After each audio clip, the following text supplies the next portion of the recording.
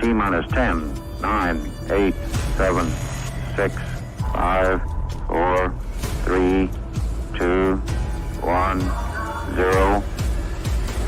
Liftoff.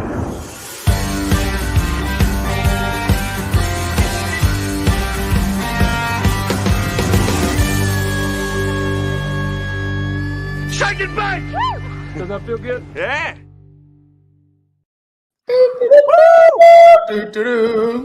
Wow, smile so we can see you. Welcome to episode 45 of the Shake and Bake Show with Stevie Fast Jackson, Purple Teeth Courtney Enders. Looks like she's in Texas today. And Lyle driving down the road in the middle of the night, pondering his life choices. Lyle Barnett. That's me. Courtney, I was really hoping that you chose some kind of outfit that I could not critique tonight, but you look like you're fresh out of the librarian's chair. For your knowledge, this is a very nice Takova's sweater, okay? What is that? What's Takova's? It's a boot and Western brand that the Quadras sell leather to. Oh, so you're saying you got some free clothes and you're wearing them? I actually bought this big bad boy full retail. Come on now. I did. I was. Eric had to convince me. She's like, don't be so fucking cheap.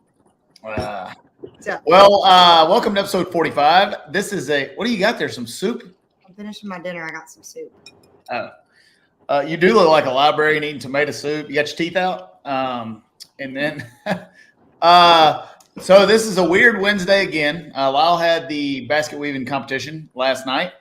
Sorry, our schedule's been kind of up in the air and all over the place the last month or so. We're trying to settle that down, but it's really good to see you guys. Lots of exciting stuff happening in the racing world, and it's going to be a fun show. How's your trip across the pond there, big guy? Well, we're going to get to that in the highs and lows segment. We're gonna cover all of that. It was pretty exciting. It was actually pretty good. We'll get to that in a minute.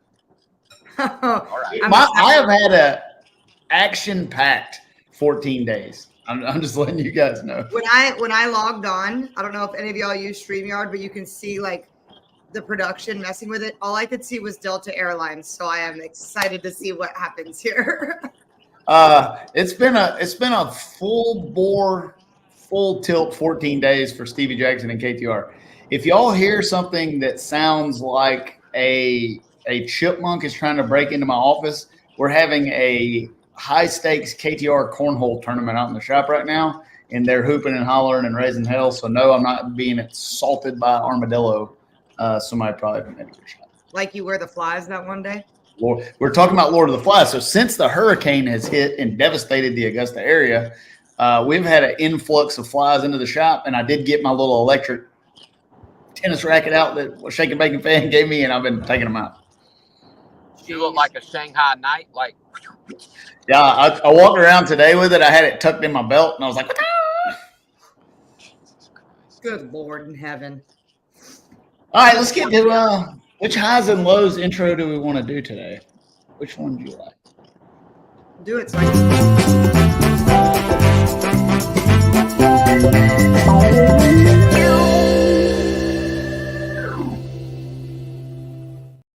That's my favorite. Not me, literally. As soon as you go away, like shoveling soup in my mouth. What kind of soup is it? Dude, it's like the OG Lipton chicken noodle. They are the thin noodles. Oh my gosh. I had it as a kid when we were sick, and I still to this day, it's like one of the staples in my pantry.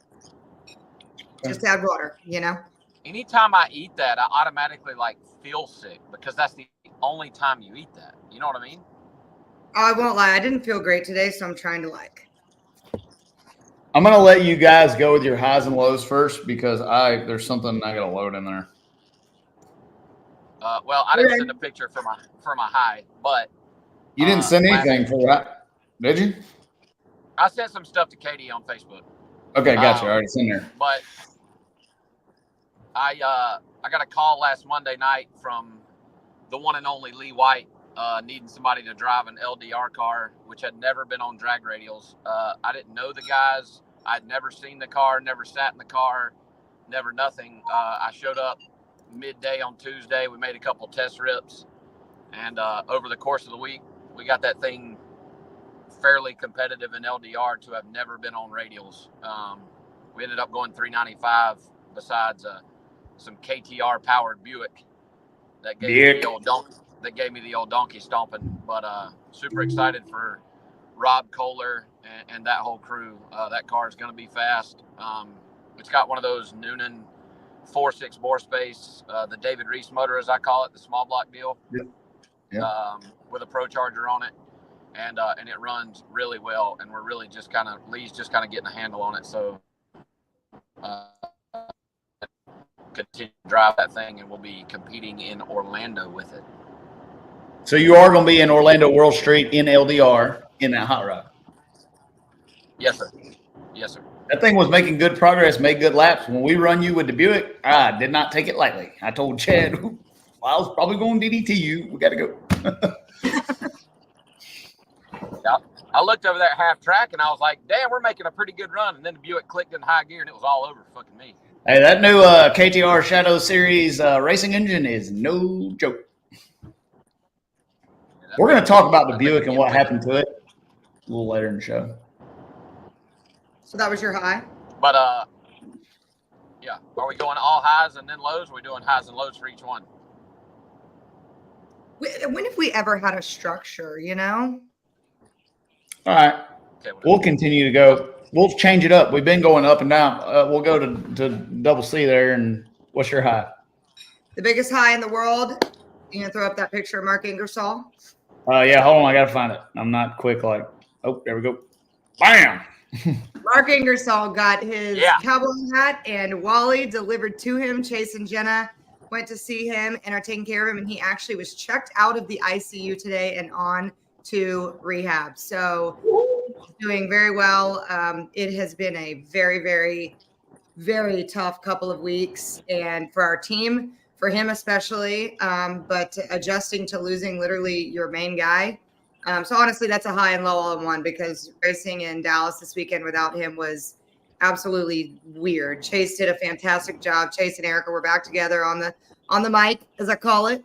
And so that was nice, but trying to do him proud. We all got our freaking nuts kicked in second round, except Jed Coughlin. And he went on to do it and keep the points interesting. So Mark Ingersoll, long way from back, but very much on the mend. Great news. That's awesome.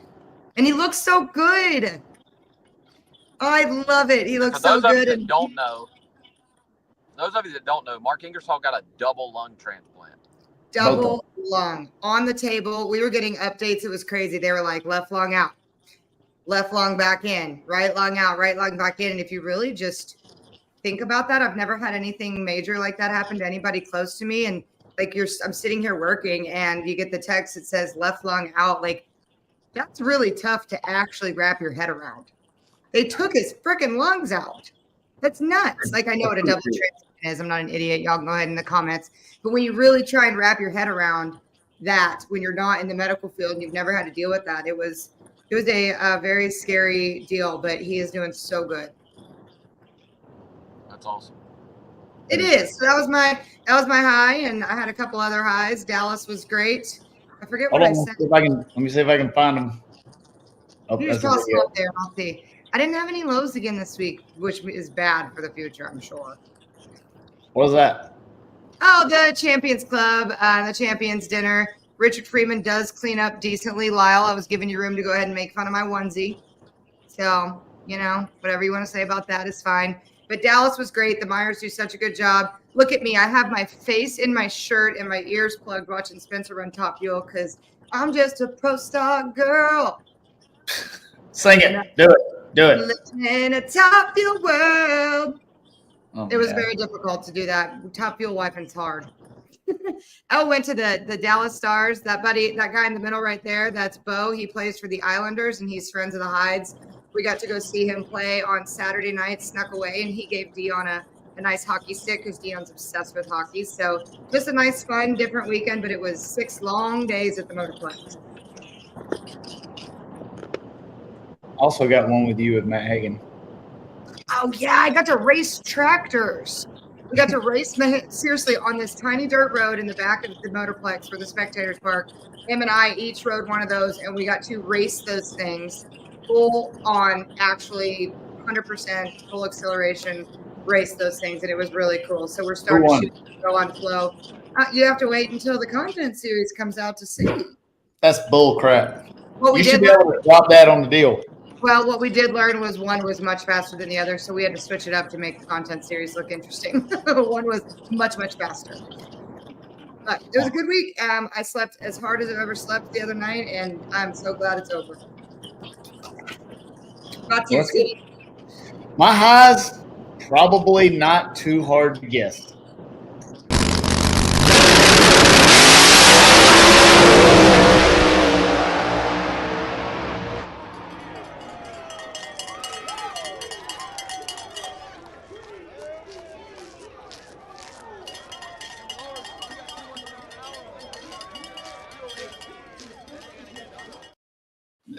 Watching that Motion Raceworks shadow from across the pond, smoke down through there. Definitely my high.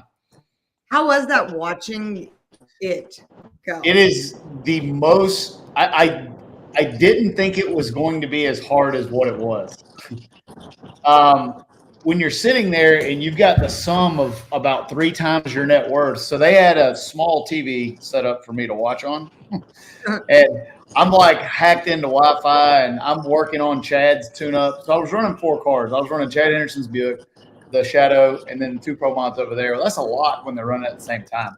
But our Art of Inco team, they gave me the grace when I needed to, and it was hard. I mean, after the first couple of runs, when you have a driver as good as Jeffrey or as good as Lyle, taking care of your equipment, you're not worried about the racing of the car. I mean, you're just worried about your dumbass making a bad decision on the computer. And I want to get to No Mercy a whole lot later. We got a whole lot more to talk about that, so I don't want to get too deep into that. But that was definitely high. That's awesome. What's your low? All right, lows, low. What's your low? Well, I have 2 equally as bad. Obviously, the complete devastation and whatnot that continues to ensue in Western North Carolina. But most recently, Stevie and I lost a really good friend in Terry Cole. Probably one of the all-time lows. Completely unexpected and a very unfortunate car accident. To know the malicious mullet, as I called him, the unsweet tea drinkingest human being I've ever met. A very sad day for us as friends and for the drag racing community as a whole. Cole was an awesome dude, very talented, a good driver, and he'll be missed across the board in the drag racing community for sure. Yeah, when Terry and I started racing together last year, seriously racing together, there's not a lot of people that you can just sit beside. You know, Lyle, you've walked up into our office and me and him are in there dicking around with the computer. There's not a lot of people that just you come in and you just open up your spreadsheet and your logbook and can run a car with them. And Terry's that guy. And I talked to him 2 days before that. And we just he'll just call me to bullshit about nothing, like no race car stuff, just wanting to talk. And that tore me up. I mean, it was rough. I used to call every time we'd go racing. I'd buy Terry yogurt, some stupid almonds or nuts, and then drink what we always called homosexual tea. He'd drink unsweet tea all the time. Every time he'd come in the office, he'd say, "You get me some of them homosexual teas?" I'm like, "Yep, got them in there for you." So we all miss Terry. Terry's good. Yeah, that was a bad, crazy story deal. So that's my low, and then coupled right behind there was watching Chad go out in the daggum 3rd round.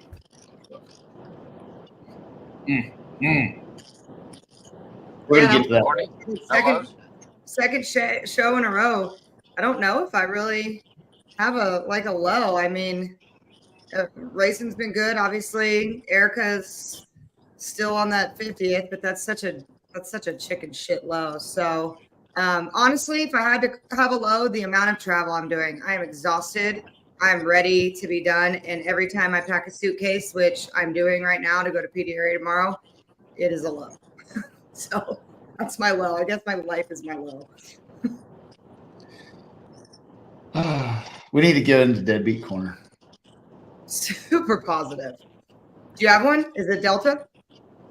Oh, no. We're good. So, first of all, is that my internet or y'all's? I see you. Fine. I want to give a huge shout out to Sydney Fringo and Artavinko for allowing us to run the entire company on their Starlink for the last 2 weeks. We still don't have phone internet. So if my internet drops out, we're still on the Starlink. So with the addition of Deadbeat Corner, I'm just going to beat a dead horse again. We're also going to have Good Guy Corner, because I don't think we should just shank the companies that don't know how to do business and rip everybody off. We should showcase the good companies. And then we're going to get to some comments. So for Deadbeat Corner,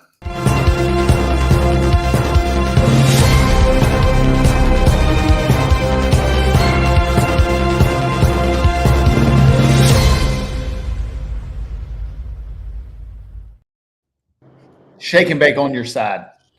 We're just going to continue to talk about how great a company State Farm Insurance is. State Farm, as y'all know, State Farm was the last week's Deadbeat Corner. Not only did they talk to me like a criminal on the telephone, treat me like a chump, deny all of my claim, everything, from my roof being destroyed and ripped off, gutters ripped off, soffit tore down, tree on my shed, dozens of trees, basement flooding, carpet getting ruined, like all of that. They denied all of that. I can't even get them to return my phone calls. I've yelled at everybody. I called today and I said, I need to speak to Mr. Farm. Whoever Mr. Farm is, I want to talk to him. That's a deadbeat company right there. I've been insured with State Farm for 20 years. I've never filed a claim. And that's if you have State Farm as an insurance company, you're crazy. I just didn't know. I thought they were good. So they're not what was their reasoning for denying all your claims? They says that a lot of the stuff was pre-existing. There's a clause in my homeowner's policy that says, and they sent me documentation on it, that if water from the hurricane touches any surface before it floods your home, it's called surface water, and I have no way to prove where the water come from, and it is not covered. My gutters were obviously blown off the house before the hurricane. I guess they were bent down. The shingles probably were already missing, and the tree that's laying through my shed, it wasn't listed on my contents policy, even though it's been there for 25 years, so they're not going to fix that either. But I'm going to take them to court. I'm not going to lose probably because they have more money than me, but we're not going down without a fight. My insurance agent's a local guy here, and as soon as they get power and open up their office, I got about 20 tractor trailer loads of trees that I'm cutting up. I'm going to put it all in his parking lot. There are so many stories like that of people that are, it was a flood. I have hurricane insurance, but the flood was this way. What a fucking scam. It's a damn. And I got some, like my business is insured with Shelton Insurance, Stan and his guys. I have all of my automobiles, all my commercial, and there are good insurance companies. Like Stan's group is a bunch of good folks. They got good agents, but there's some deadbeat insurance people too. That's gonna ruin so many people's lives. So talking to a customer of mine who deals with State Farm a lot, he said that it's just a global deal. He said they just deny everything, and then whatever they end up losing in is not too much. He said they're the worst insurance company to deal with. I always thought they were good, but that's Deadbeat Corner. But with every bad thing, we have to have a good story to lift us back up. So let's talk about Good Guy Corner. Dun, dun, dun. I don't have an intro because I'm doing it myself, but Delta Airlines, a quality company based in Atlanta that you can trust.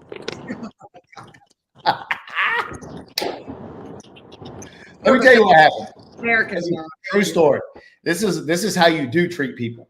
So I left No Mercy with a suitcase and a carbon fiber drive shaft in a PST carbon fiber drive shaft box. It had to go to Brazil to go in the car that I was racing in Brazil. I get to the airport. Now, I check parts to Brazil all the time. Cylinder heads, torque converters, engine blocks. Like nothing new. This happens all the time. Evidently, there's been a regulation change in Brazil to where you can no longer check a box on the airplane to take it. I get there to check in an hour and a half before my international flight, and the gate agent at Delta tells me, you can't check that. We can't take a box to Brazil. I was like, I got to have it. He's like, well, blah, blah, blah. So we go around, and I explained to the guy, like, I'm going to race a car, and this part is how the tires turn. Like, I gotta have it. This guy not only doesn't cuss me out and tell me I'm stupid. There's in an international terminal in Atlanta, there's no store until you go through security. I went over to, he said, go talk to the bartender in his bar and see if she's got anything that we can wrap it up in. So I go over there, bartender doesn't have anything, but there's a TSA agent in there eating dinner. The gate agent comes over, talks to the TSA lady, sweet talks her into going into the airport and coming out with some garbage bags and some saran wrap. We take the PST drive shaft out of the deal. He takes me with her back behind the security deal at TSA. We wrap this drive shaft up in trash bag cellophane. She scans it, wraps it up in a TSA inspected deal, and she takes it to the airplane and puts it on. And this guy made sure that all of that happened. And like that is what my company does for its customers, and that's good guy corner. True story. So next time you go on your American Airlines flight, ask them if they can match that. Tomorrow, I will ask in my delay that I'm sure I'll have. Thank you. While I'm killing time. Yeah. Well, there you go. That was an up and down of capitalism. So what are we going to? Oh, you're going to the comments? That's tough right there. Like I got a lot of folks in Tennessee and we're up Lyle at Nashville area. It's still devastating how bad it is up there. Lyle, that was pretty cool what you did, man. Going up there first hand. They got snow up there last night, and remember.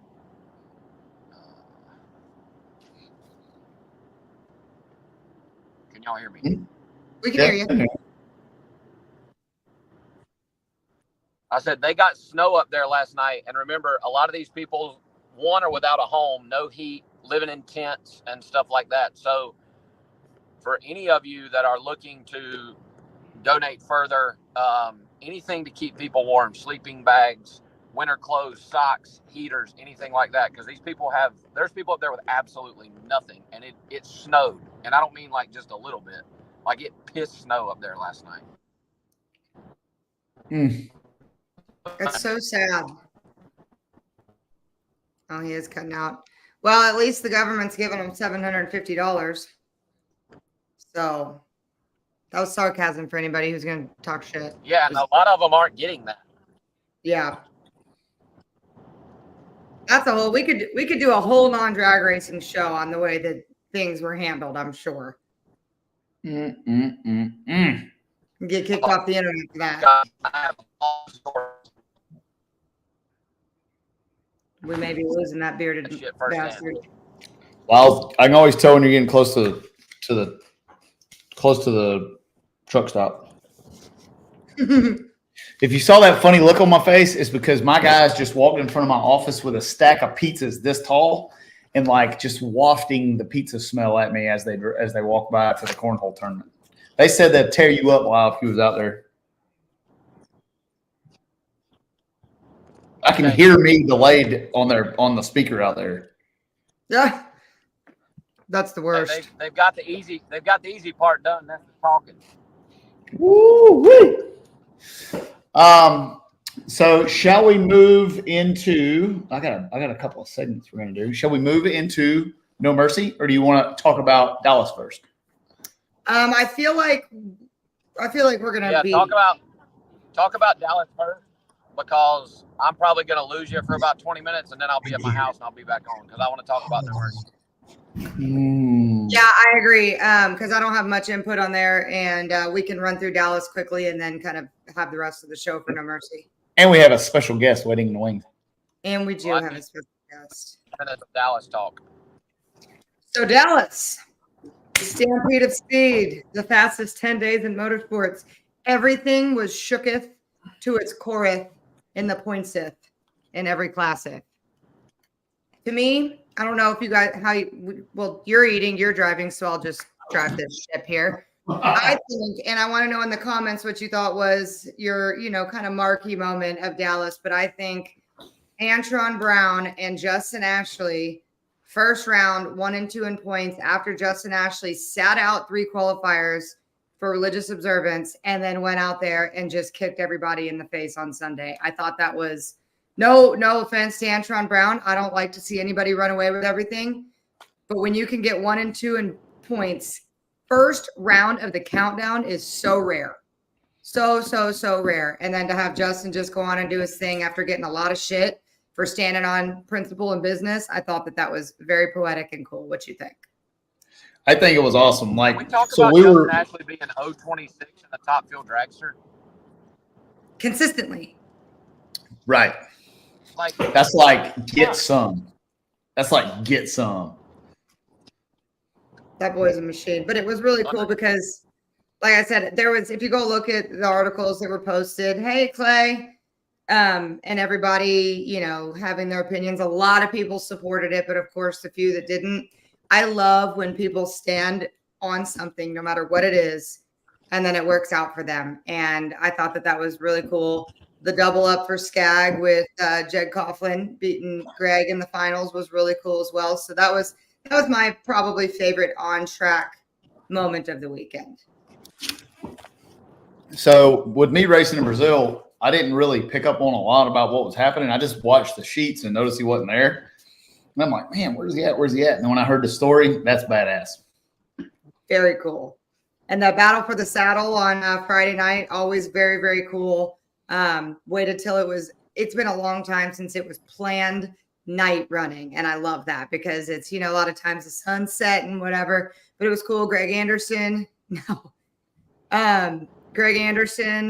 Gage Herrera, Austin Prock, and Brittany Force lit it on fire on Friday night and walked away with a stack of cash each. I want to talk a little bit about Eric's crash. That was a very scary crash. I don't think I have that loaded, but that was a sledgehammer of a wreck. We were next pair with Aaron, and that was absolutely bone shivering, terrifying. Seeing that big fireball, hearing it, it was wild. But listen, I'm not going to say the Texas Motorplex old nickname on here. We all know what it was. Starts with an M. Something else Plex. That groove is thin. And when it gets nighttime out there, it is a sketchy place. And another one bites the dust. We've had a lot of really crazy big crashes there. John Force had a big one. I forget who it was, the T-bone in Pro Stock. I remember that, but who did that? I don't remember. I think Shane Gray's crashed there. Like, there's been a bunch of pretty good licks there, but that one was absolutely wild and just walked away. Bruce Allen and Koretsky, you are absolutely right. Yep. Jeff Parker, smart guy. Not only is he waiting in the wings, he's also your technical piece for here. Also participating. I've tore off more front ends off of Pro Mods in Dallas than any other track. It destroys our race cars when we run there.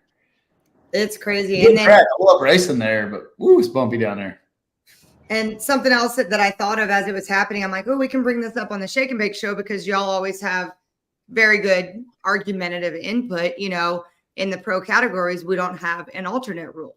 So Greg Anderson automatically gets the bye, and we still got 3 guys that sit out of the field and don't get to qualify. And I loved looking at the internet of people who think that they can write the rule book and all be well, but something we haven't seen in a while anyway in Pro Stock to where that was actually put into play. So unfortunate for Eric, but that was a nice little easy buy for Greg Anderson. Although I would like to think Greg Anderson would have rather had his other race car intact than a buy first round.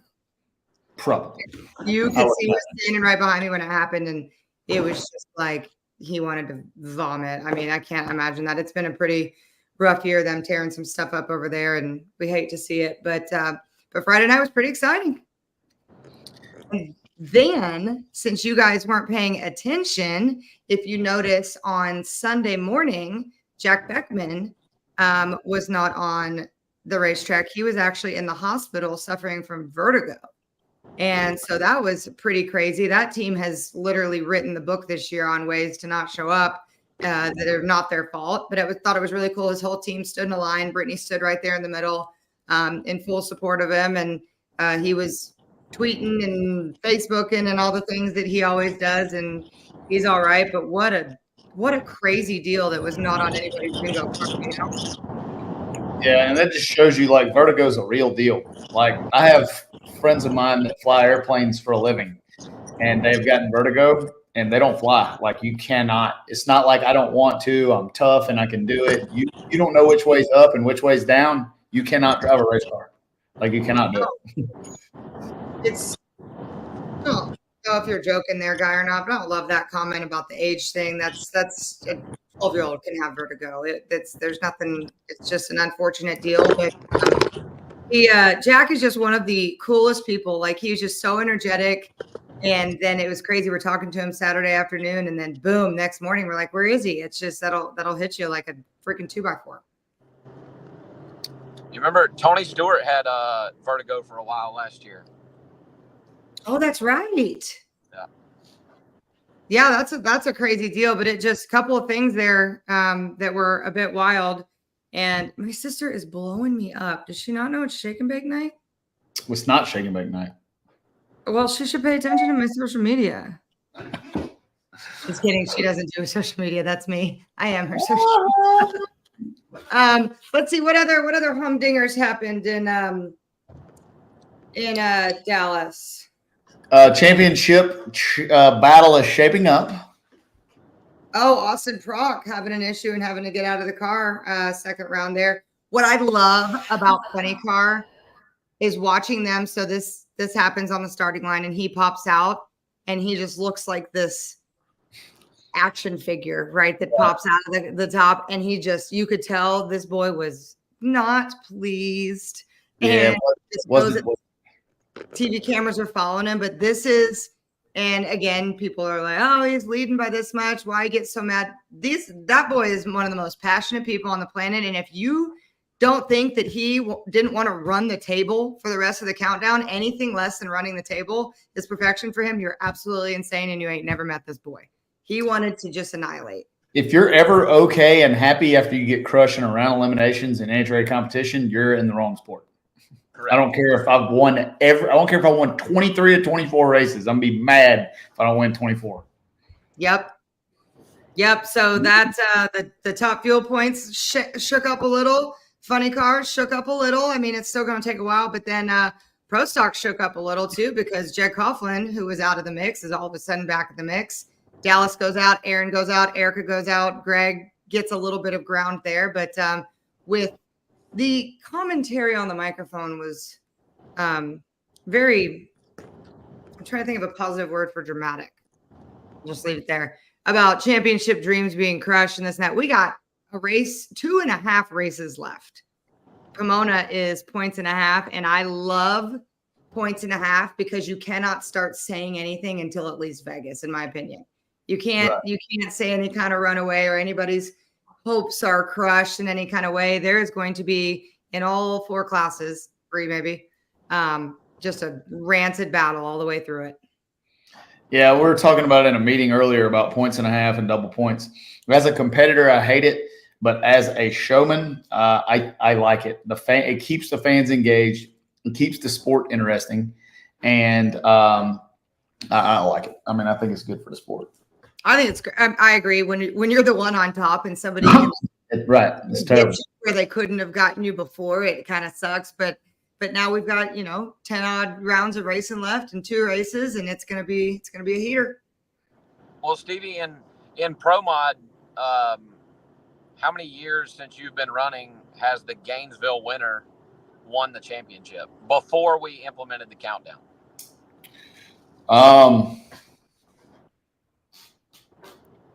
A lot of the times, I think. Yeah. I mean, before we brought the countdown into the picture, if you won Gainesville, you had a pretty good chance to win the championship.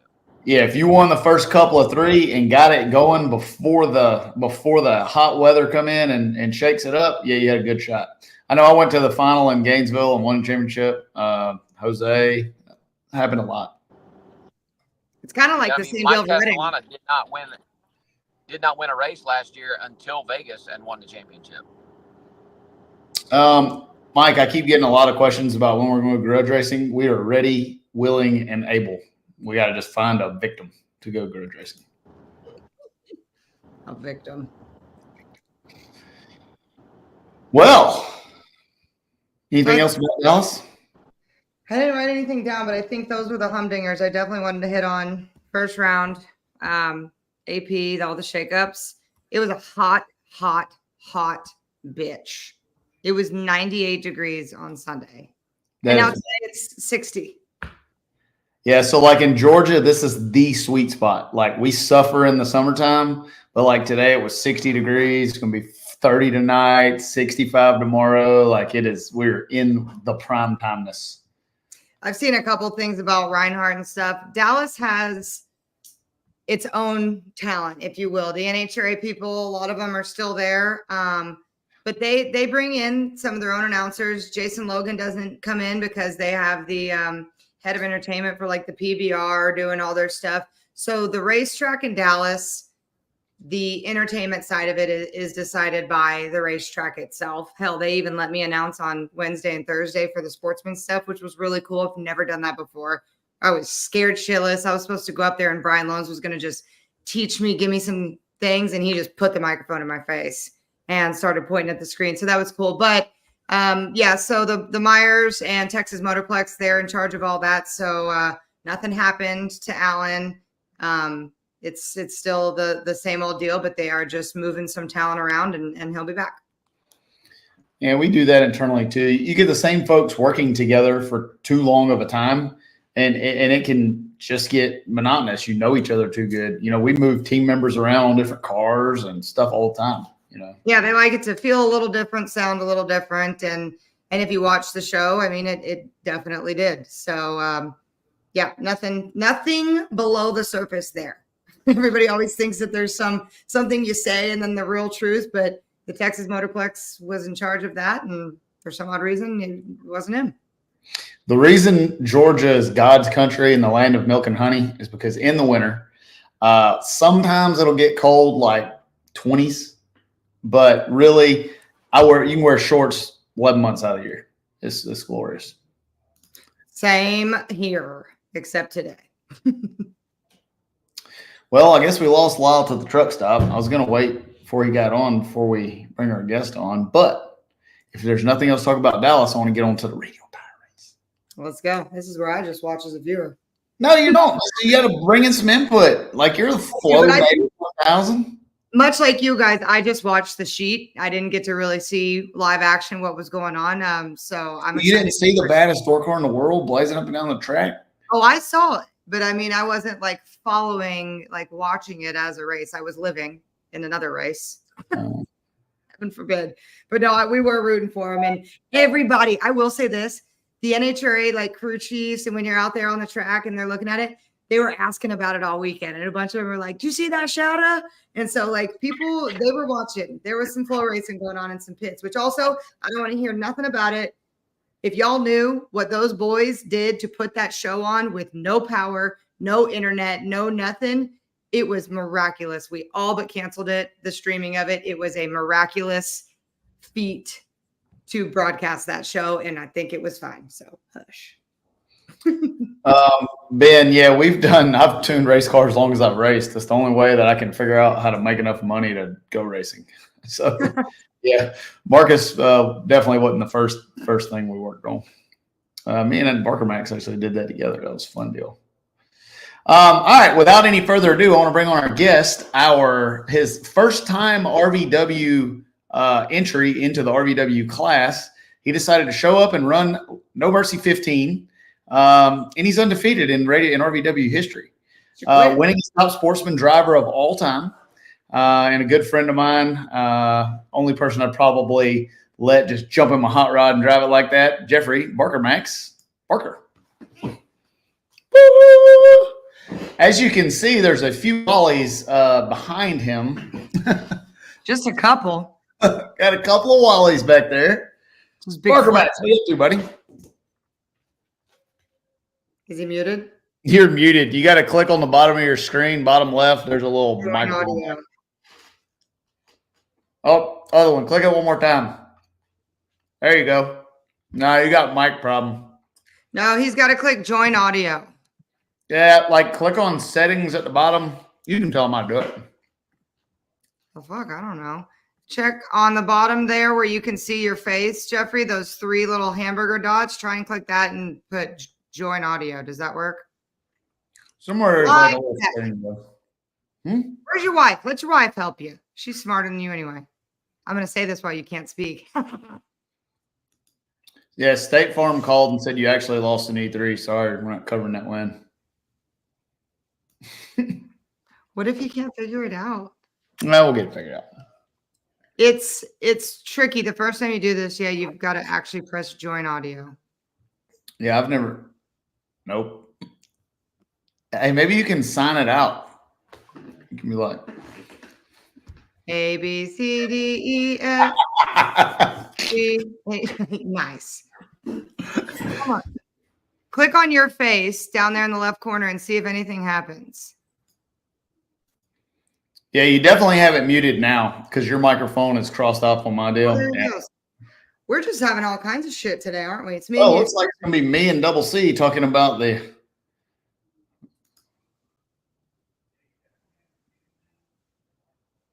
Nope.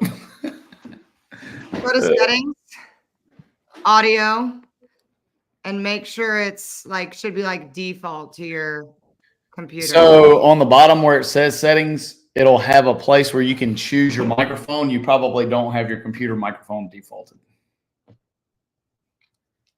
You can also try to call in on your telephone. That same link I sent you will work. I feel like we really missed the boat of not having the Jeopardy music on here whenever anything like this.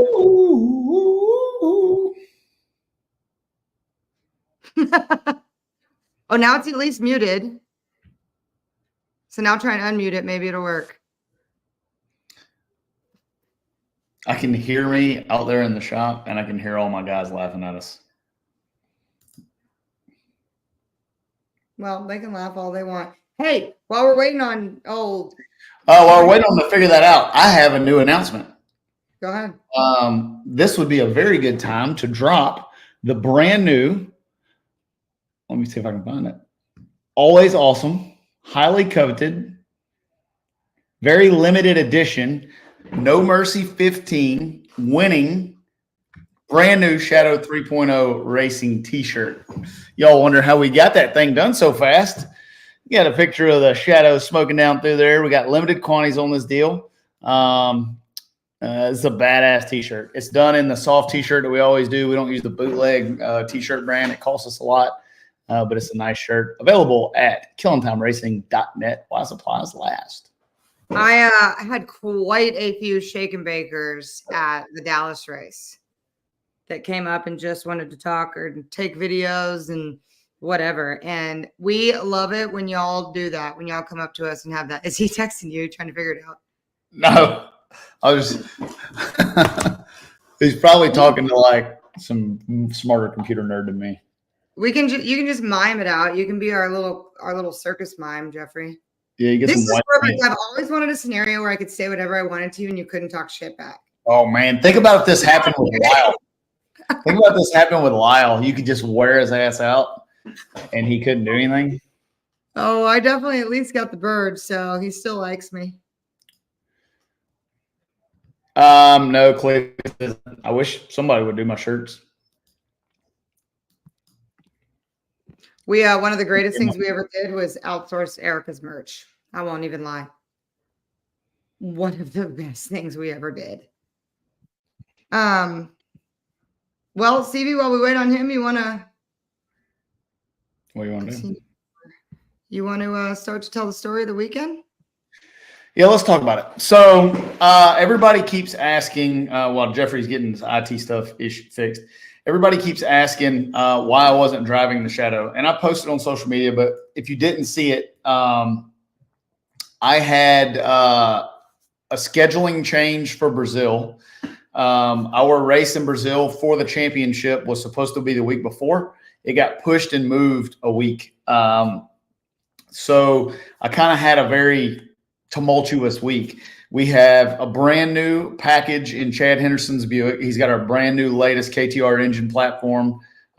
We converted that car to EFI. We have everything front to back brand new on that race car. And it's first time out. I got to spend a couple of days with it, and then I had to leave. Same thing with my car. I was racing it for the championship, for the RVW championship, and had to pull out and go to Brazil. And tasked with, there was only going to be two people that could possibly even be on the list to drive it. One was Jeffrey, one was Lyle. Lyle's driving an LDR car. Jeffrey car chiefs for us all the time. One of the best raw, naturally talented drivers I've ever seen. So we made the decision kind of against what we should have done and decided to bring Jeffrey in to drive this thing. I called Doug Cook. I said, Doug, I got a weird problem here. You sponsor the car. I want your input. I said, it's not smart for me to try to overload Jeffrey, because Jeffrey also does car chief work on Chad's car. It's not smart to overload him with all of this. I probably should not bring the Shadow. I'm sorry. And go race in Brazil. What do you think? And his exact words to me, he said, KTR is growing 1,000% a month. You're going to have this problem 100 more times. Figure it out. And that's what happened. So we ended up bringing Jeffrey in. Let's see if we can get him back on. See if we can get him working. Nope. I'm going to take a video of this. I don't know why this is tickling me. Hold on. I'm gonna see if I can fix this for you. So right down here, you'll see this. Yeah, there should be a way for the host to override. And then right there, camera, you make sure that your audio here, and then make sure to set it as whatever mic you want. Stevie Jackson, computer technical service. A live show on the internet. Yeah, that's all right. Shake and bakers understand technical problems. Oh, we have them all the time. I actually was going to see if I logged out and could just show them how, because it's always that same thing where you've got to like add audio, which is so weird. You should just be able to pop on, but oh, he's saying come back. How about now? Woo! Yeah. Welcome, Jeffrey Barker Max. Don't worry about it. Sometimes it happens. What are you drinking, Jeffrey? You look like are you getting natural? Yes. Jeffrey will tell you that you can drink as many natural lights as you want because they're natural.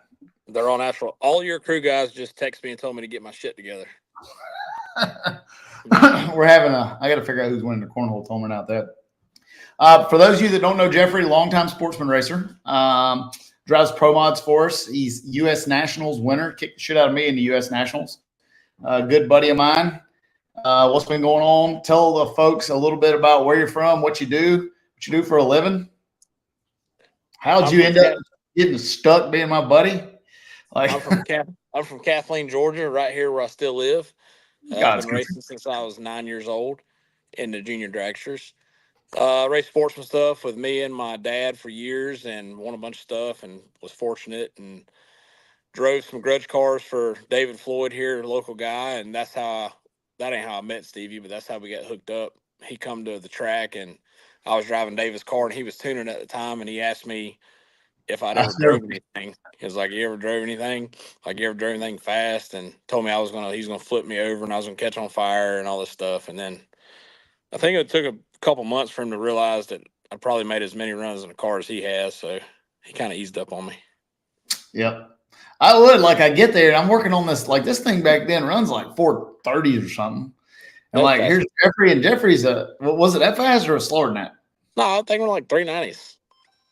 Anyways, we're sitting there and I was like, this guy, are you sure you can drive this thing? This thing's pretty rowdy.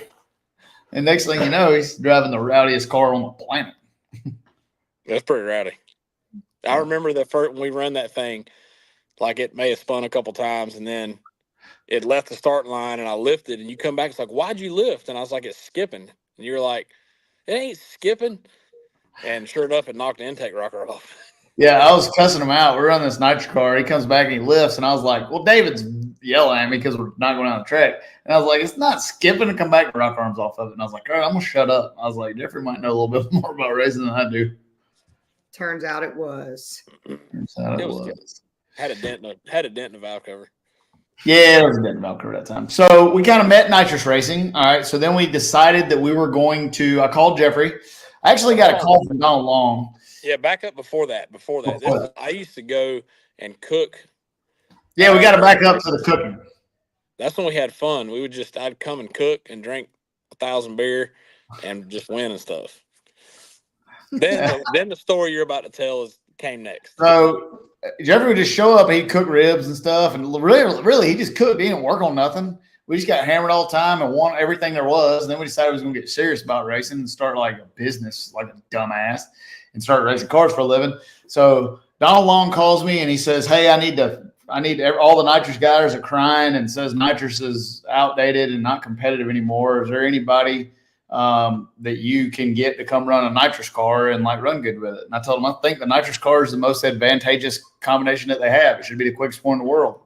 And he's like, you're crazy. I was like, all right, well, go find me a clapped out car that's not competitive. I don't want anything fast. I said, and I'll go there and I'll set the record with it. So next thing you know, we're talking to Marcus Burt, and I figured out he's got some 5300 Musi motors. I called Jeffrey. I was like, hey, what do you know about this thing? And he tells me about it. And I was like, all right, we're going to go run this thing in RVW. And that's kind of where we really kind of hit the ground running. Boom. You guys watched the Marcus Burt RVW domination. That was a pretty fun time in life. It was pretty fun.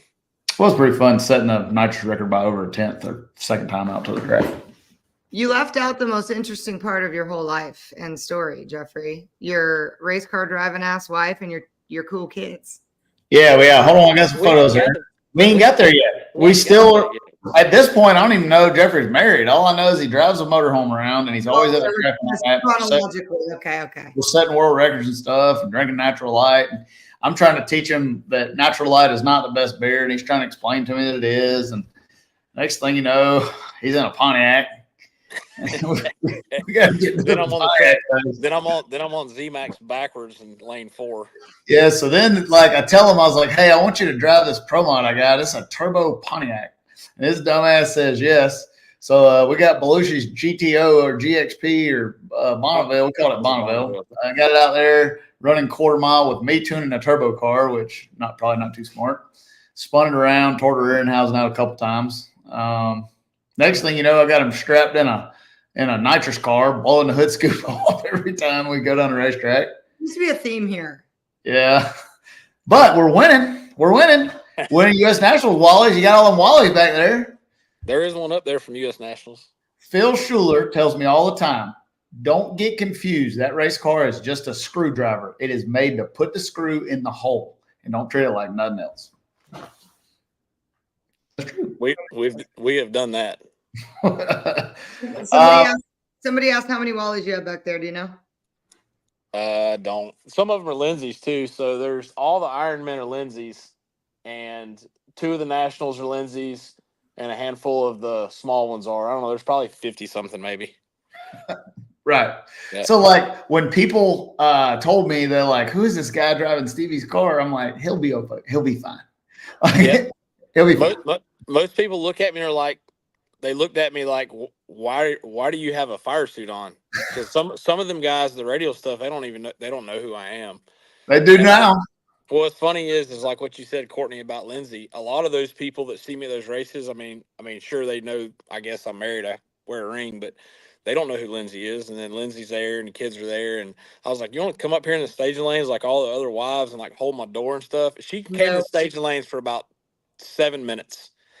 And then she went right back to the stands. So, but she did have a cute little skirt on when she walked up there, though. So when I met Lindsay, like she's really quiet and reserved, and like I'm like, yeah, who's this chick? Then I find out she drove a fuel car, runs 275 miles an hour, and been faster than me I ever have in my whole life. And it's like it's a kick in the balls, man. She can drive the shit out of one too. Oh yeah. I loved that. And maybe we're jumping around here, but I loved the video of her when you won over there, because Lindsay is like the most even keel, I've never heard her get excited about anything like that ever. No. I bet she got excited when I drove the semi-truck trailer through your brand new driveway and knocked a hole in it. Yeah, she liked that. And she told us it was going to happen before it happened. So we're getting ahead of ourselves, but I have to tell this story. So Jeffrey just built him a new 5 billion square foot house, mansion on a hill, and new shop and all this stuff. And it's all money. When I'm saying new, I'm talking about brand hammer new, like the new house smell. Well, I go over there because he's been working on my truck and trailer in his shop and pick it up. Well, Stevie Jackson, truck driver, is not very good at it, but I can do it. One in 10 years. I ain't drove a truck in a while. Okay, I used to drive truck all the time, still can, but I ain't drove truck a while. So I'm getting ready to hop up in this thing. I fire up the Freightliner and I'm doing the pre-check or whatever, and I get it in gear. Lindsay looks at Jeffrey and he said, "Don't you think you should pull that out on the road for him?" And I was like, "Hell no, I got it." So the first thing I did in their brand new house was not cut the corner wide enough, drag the trailer through the ditch, and knock a gouge in her brand new driveway. I mean, I'm talking about like brand new. I bet you saw some emotion out over there. I didn't. I just kept the hammer down because I knew it was going to be bad. He didn't see it. I saw it. I never let off the gas. No, never. No, you stopped, and then I was watching him. I said, he's going to back up, and he didn't back up. He almost turned the whole trailer over. And my driveway is like 50 foot wide. It's not like it's 10 foot wide, but it's okay. It happened. The point of the story was No Mercy Wind was big enough to get Lindsay screaming. It was. Yeah, she was screaming. She was hollering. Getting the hey, why is Jarrett mad? Is he mad because he was about to bust a shadow off, or what happened? He's mad because he didn't get to wear the hat. No, they fell asleep before the finals, which they had the radios on every run. Both of them fell asleep before the finals. And I told Lindsay, we got back to the trailer, I said, "You got to go get them up. Like, they're going to take a picture." And she's like, she said, "She's going to be okay, but Jarrett's going to be mad." And I said, "I don't care if he's mad. He's mad. Just get over it." He don't even remember. He don't even remember taking the pictures. They're getting big. Oh man. Look at that right there. Oh yeah. Yeah, he's 4 and he's a big boy to be 4, and he's only 4. He's only 4. Yeah. Well, he'll be 5 in April. So still, that's 4.5. Large. He is. Lindsay's got tall. Her dad's tall and her uncles are tall, so must get it from them because it ain't from me. So fast forward to No Mercy, we get there. I tell Jeffrey off the deal. I said, "You ain't never drove no shit like this." I said, "When this thing goes down the racetrack, it's going to take your breath away." Like, and I don't say that lightly. A RVW car is a bad son of a bitch. Like, when it gets to the tree, it is all dealing with. We get there and we can't get down the racetrack. Can't get it down the racetrack. We went 61 on we went 61 on T2. We did, but then we never went down again. Didn't go down no more. So we were trying to make some adjustments. Was there a time where you, first of all, the first time it went on a track, I imagine it was exciting, but was there a time where you thought that we weren't going to get it? No. That's what I'm talking about. My man. No. When did you think we would get it? I figured Q1 was going to be a good poke in the right direction. And then Q2, what do we do Q2? Is that when we try to flip it over? Q2 and Q3, we boarded. Yeah. These stories have a theme. Well, I mean, I'm 25, 30 pounds heavier than him, so the car balance is really important in them things like anything, and it was a little off, so it just took us some runs to get it there. I mean, we had one full run down the track that was lazy that you almost can't count. Then we spun like 3 times in a row, and then after that, when it started to pull off, then we could kind of get a handle on the weight balance. So once we got that, it was as good as you could ever ask for. Yeah, once you give me and Jeffrey a car and we get it in the window, we're gonna beat you to death with it. Like, it's gonna be good. So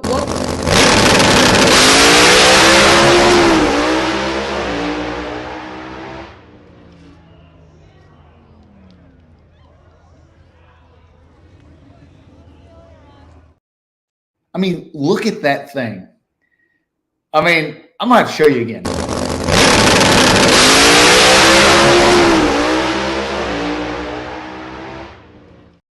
That's a bad bitch right there. Oh, Courtney had to. Oh, I was shutting my blinds because it's dark. She's mad because she's just told Spencer we're gonna have to race that thing at World Series promo and stuff. Courtney, why are you back in Texas? Because I still live here. Oh, you know. No, I haven't decided what I'm doing about my life or my house or anything. But you're not mad at Spencer, are you? What? You're not mad at Spencer, are you? No, not today. Okay, I'll just make sure. Back to the run. That thing. Hey, buddy. Hey, buddy. God dang it, you're here. Well, hey, we're starting to get our shit together. It's like Q4. An hour in. Back to that run. When that joker gets, I don't know, probably about 1.5, and she starts she starts going and then starts shifting and locking. Oh, man. It's bad. Call that percolation. Yeah, that's the percolation. That is the promised land coming in. That's the backside of that corner. Where did Courtney go? Huh? Where'd Courtney go? I'm right here. I can't see her. She's up there.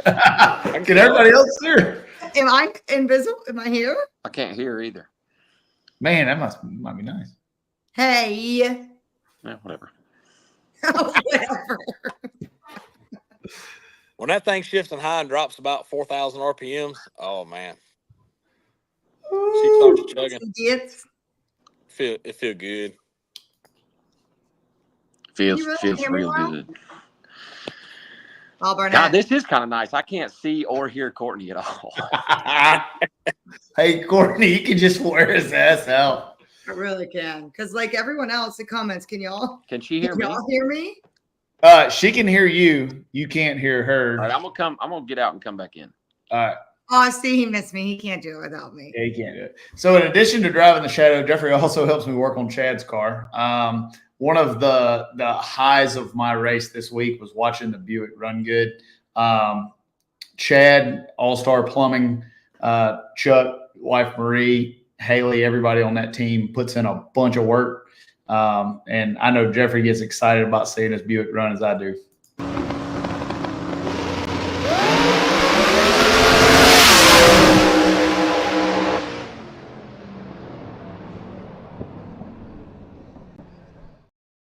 That is a Buick. Used to be. It's a real Buick. I say used to be. It still is a real Buick. It still is a Buick. That's a Buick. That weight balance on that thing's perfect. Oh yeah, it does look good. So when we get to it, we can start going through rounds. First round, okay, we had a bye run. We're qualified number 1. Second round starts to heat up, start running folks a little faster. By the time you get to semis, it's pretty serious. I felt like we had a really good car. I felt like we ran a good race. Second round for me was probably the most nail biter, the biggest nail biter, because we had sat around all day, and it was probably not that the track conditions were bad. We went 353, but it was the probably least favorable track conditions at that time because the track was still, I don't know, it was 95 degrees, and we rolled into the lanes, and you seen front end start coming off and weight start moving and this and that. So that round there was the one for me that was like the nail biter.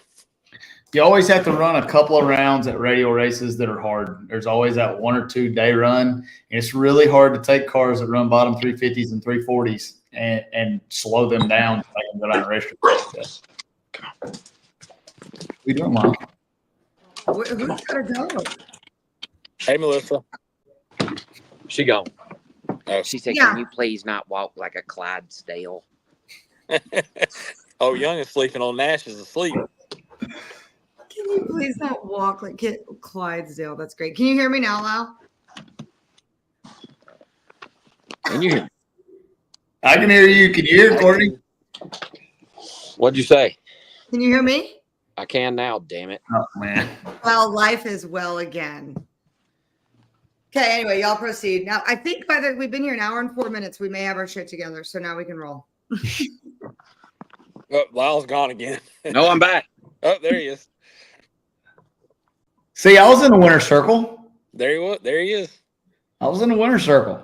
So how was that? And if y'all aren't ready for this part of the interview yet, and we're still talking about the race, like you being over there and then him doing that, like what was the dynamic like? How were y'all communicating? What was the time difference? What was that like? Well, it's only an hour ahead in Brazil. Okay. Right? So. Oh yeah, that'd be north-south, Courtney. Yeah. So it was fine. I mean, we'd get back from a run. I'd send them the data and we'd talk about it. And I'd tell them we don't have to run 3:20 and all that kind of stuff. And it worked out great. It was good. Our guys. Me and Jeffrey have a good dynamic. We speak the same race car language, and that's all that has to happen to be able to do that. Like, you know, we can tell each other, hey, you're stupid. He told me on Friday, he said, hey, you're trying too hard. He said, well, we're trying too hard. And like, I'm like, I know. And then you ease up. And finally we take 2 degrees out of it and runs like 352 or something. You're like, okay, we're trying too hard. So the way that the dynamic pretty much that, you know, I relied on his adjustments for the racetrack, last minute calls and what to do. He trusts me to load the file in there. And if there was something, when we remote tune that stuff, if there's any time he thinks that it needs something that I've done wrong, I have no ego. Change it, do what the car needs to do and go do it. And when you can run a car like that with no ego, it's pretty special. But like, was it tough for you? Like, yes, for real, Stevie, watching that. It was hard for me knowing, it was hard for me to leave. Once I left, it wasn't that bad, but to leave, I was pretty emotional. I mean, I've owned a lot of race cars and I've been on a racetrack almost 7,000 times. But the Shadow is my baby. And I built that car specifically for a purpose for me. It's not for sale. There's not another one like it. Like, I built it to be the baddest tour car in the world. So it was hard for me to leave it. Yes, it was hard. But once I got over there, once I left, the plane ride over was the most nerve-wracking because I had no communications for 10 hours in the air. And it was in the middle of the night by design, but I'm thinking, what are they doing to my chassis while I'm in the air over here? You knew there wasn't nothing to it. Jeffrey's the only person that works on cars with me that I'll let touch my forelink. So anything else we work on, I do it. World Series of Pro Mod before every round. If you let somebody, you can tell your version of trust in a human by if you let them touch your forelink or not. That's a true story. If you trust somebody to put preload in your hot rod, you trust. That's pretty good. I fondled it too. You fondled it, put so much preload in there. I was waiting for that. I'm so glad you took it there, Jeff. Hey, can I put the picture with the big wiener on the roof? You don't want me to do it? Well, I don't care. I thought Jeffrey was in a winner circle with a big wiener. Oh yeah, never mind. I ain't gonna say. You look. Wiener aside, I just mean the stance, the shirt, the smirk. You look just like Stevie. That's why I did it. It was all like that on purpose. Did you have? Tell him what you was going to put on the window, on the side window. Donald was over there, he was loving it. He took 6,000 pictures of that. Tell him what you was going to do with my name on the window. So I was going to take some electrical tape so it didn't mess up the film on the window and just cover the S up so it would have been Stevie Fat. I think that I told him, please do it. Chris was wearing me out about doing it because Chris calls me fat all the time. So he was wearing That's actually very funny. I know, it's been fun. I wish you'd have done it. I know. I thought about it a lot. Did you have any fans confused or coming up to you being like, "Where's Stevie? Who the fuck are you?" Oh, I had a couple of fans that came up and they were just like Stevie and high fiving me and stuff, and then they kind of look at me funny and then walk off, but they were drunk anyway, so they didn't know no better. But it was pretty cool. Well, we know drinking natural light if they were drunk. What were you thinking? Just a little snapshot right here. I thought, well, you can see the throttle blade. So what do you think? I'm wondering if you're thinking this ain't good. I'm real close to the start line here. When it left, I was like, oh hell yeah. Then I was like, maybe not. Yeah, I think that we may have over applicated on that one. We did. We went right past all the lasers and everything. I wanted to feather off the throttle, but I just figured if I feathered, I would already be on my roof. So I just had to kind of step off of it a little bit. So what time did it end up finishing? I ran the final 11:47, I think. Yeah, trying to get us done right before the deal. Yeah, I'm sorry, Raul. I meant 10:47. Yeah, 747. Yeah, something like that. What were you saying? Raul says he really, really appreciated us driving the car back to the pits. Yeah. Well, you said everyone was going to be fired if we didn't, so. Yeah, no, you definitely had. I told Jeffrey, if that raggedy bitch will crank, drive that somebody back. Awesome. Did you see Lyle's video of Pro Stock with the turnover bar giving a little quarter turn and back it down? Did you get to see that one, Stevie? It was just like these little. He's moving it like 1/8 of an inch or something? Well, he had to because it was like the hat was there. He only hit the hat one time.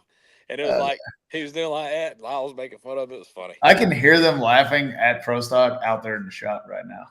The hood was still on it, so he only had like this much throw with the turnover. Oh, I got you. He had no stroke. I understand now. He couldn't. Hey, it's better than Lights Out, where the blower wasn't on it and the front end was blown off of it. Very true. Right.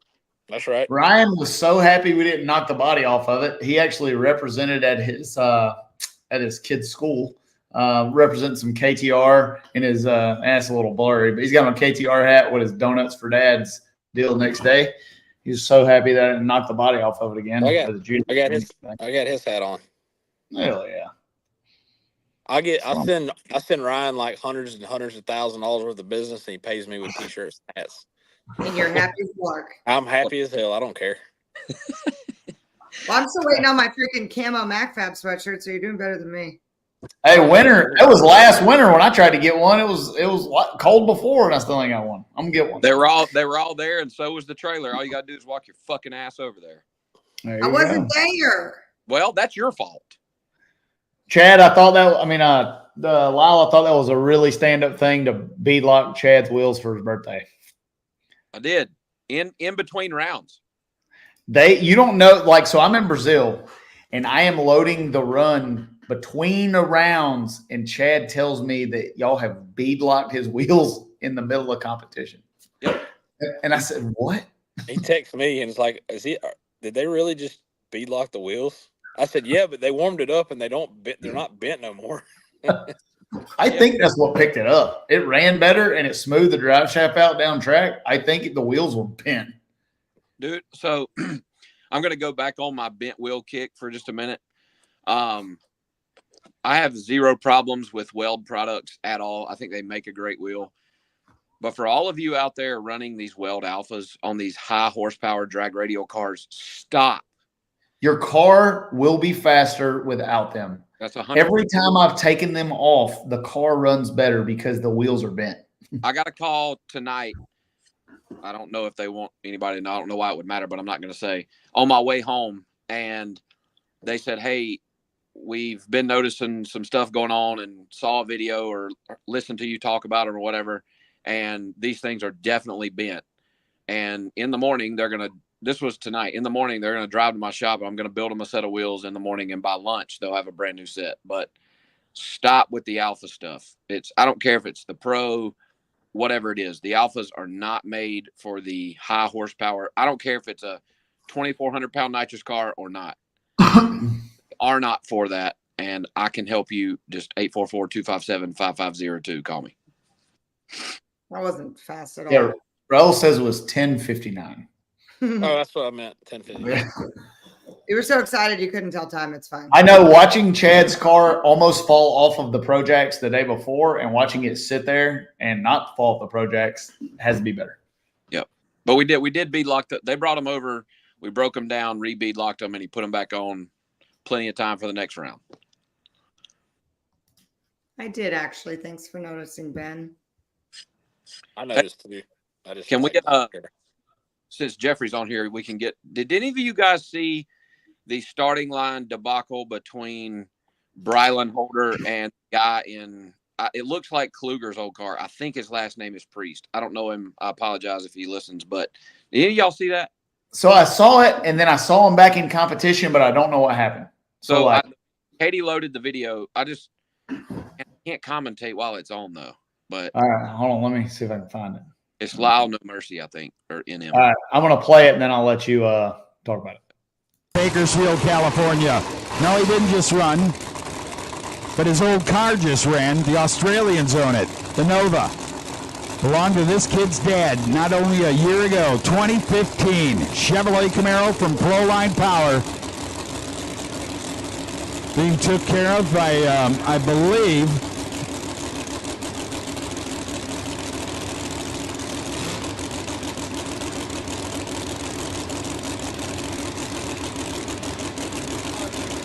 here we go. They're in. Lights are coming down. Look.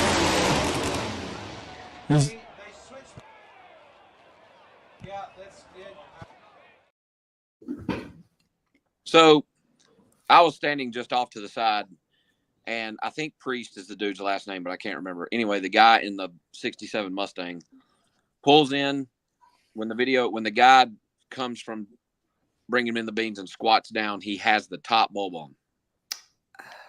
As Brylan is pulling forward and has not turned a bulb on, Priest, I think is his name, the Mustang, double bulbs. So Brylan, like he should have, I think at least, sat there.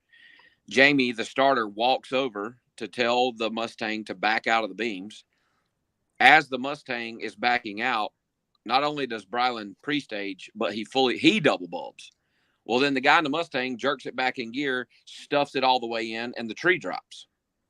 Well, obviously, Brylan Holder, and first off, I am a Holder family fan. I think they're great for the sport. They do really good, spend tons of money over there, got fast race cars. I don't even know the other guy, and so I am a Holder family fan. However, I think the absolute wrong call was made to rerun that race. First of all, anywhere else, they don't rerun that. Brylan Holder loses 11 times. The first problem I see is the starter backing him out because there's no courtesy There's staging. no courtesy staging. Well, fair enough. But so that in that case, if that was why they felt they should rerun them or whatever, but from what him going in and the tree dropping, that's right. That's a race. That's correct. So I walked over there to Donald and I'm like, listen, I understand Jamie was going over there to back it out because it looked like Brylan was waiting. Like, hey, he's double balled, back him out. And I don't know if Brylan just didn't look over there or didn't see Jamie was doing that. But like I told Donald, when Brylan Holder turned the top bulb on, it's a race. Yeah. And then he double bulbs. Well, then the other guy just stuffs it in. Like the dude in the Mustang wins that round every time. And I think the absolute wrong call was made. I was up on the suite level up there. We were leaning on the wall. I was yelling bullshit when they came back up to run. Like that's, I guess, a problem with kind of an unsanctioned event, and you just kind of make the rules as you go, I guess. But the absolute wrong call made on that deal there. For instance, a couple weeks ago, Hunter Green, different, but Hunter Green and Randy Myers' top dragster went up, hadn't qualified yet, made a really nice run, and did not get a time slip. Guess what? He didn't qualify. The timing system completely fucked up, and Hunter Green didn't qualify. They didn't let him rerun, and I hate it for the dude. I think Priest was his last name. I know I've said that 100 times, but that dude got fucked. Like Brylan Holder. So someone just commented and said DXP rules say courtesy stage, and I don't. They could. I don't know that. Yeah, I don't know that. If they do, Right. then that changes. But if that is a rule, and Jeffrey double bulbs me, and I go turn the top bulb on, I have accepted what You've accepted it. Still a race. Yeah, It's that's still right. a race. And when whether Brylan, maybe he didn't see that they were backing him out, however that went, but that was the complete wrong call was made there, and the dude in the Mustang got fucked. But it is what it is. You said it right there. When you accept it, when you roll in and accept it, doesn't matter what the rule is on the courtesy stage and yada yada. You're done. So he lost the rerun. He lost the I think he went up there and knocked the tire off. No, he red lit. God. The dude in the Mustang went up there the next round and red lit, and Brylan won. And then the next round, Brylan red lights. But that sucks. Yeah, it was a bit of a shit show for a minute, and I think Jamie Luke took a little bit of heat because he didn't, in 20 seconds make a call on how it was supposed to go, but it was a complete clusterfuck of a deal, and no fault to anybody but the two drivers. But I felt bad for that dude because, he kept, he obviously didn't have a very good light, but he still won that round. And then, obviously he had to agree to a rerun and then lost. So it sucked, but it is what it is. That's a tough deal as a starter right there, because everybody can can type and Monday morning quarterback that shit. But when you're there and you got 2 cars lit up in your ears and they're banking in here and there, like that's fucking tough. Yep. But I hated it for that dude. I was gonna ask y'all if there was any drama, like any kind of. There's always some. There's always drama in radio racing. There's always some kind of shit. Did you? Well, you guys probably don't know I don't know the Ultra Street class too much, but John Sears got absolutely raked over the coals over some Ultra Street rules over the weekend too. What happened? They talking about letting a bigger jet or a fucking billet block or something, and this dude Ray Cox goes on the internet and just absolutely rips John Sears about destroying a class and taking payment, and I mean just typical. What? Bull. Don't I have something to do with tearing up some kind of? Didn't I see something about blocks getting blowed up or something because they're not strong enough? I don't know. They were trying to run them too hard, or what was that I seen about that? You know anything about that? They were talking about why allow a billet block? They don't make any more power. Right. Was the whole deal, and like, well, sure, it like 10 pounds of boost or whatever it is, but they'll definitely take more than that cast block will. And that's, people just can't afford the billet block are going to say that they shouldn't be allowed, and people that can are going to say they should. So whatever. My Mighty Mouse Malibu. So Chad's deal, the front fender on a Buick between the tire and the door is very short. So it's just a 4. It's not 4 into 1. It's not a collector. It's a zoomy. It just has to be the 2 on top of the other, because otherwise the door won't open. Because it's actually a Buick. Or either they'll drag the ground. Or they'll drag the ground. Cool. We don't want to drag the ground on any Buicks. Not a Burt. Buick. Put up that Landon Wilder comment right there. That's interesting.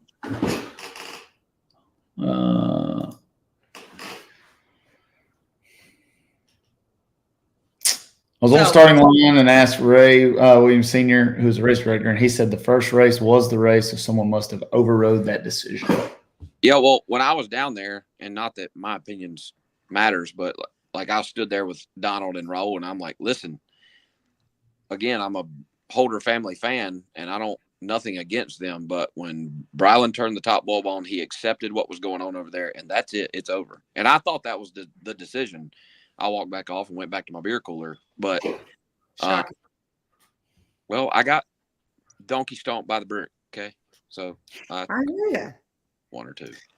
I think that, talking about the Buick, I think Chad drove his race car better than I've ever seen him drive it.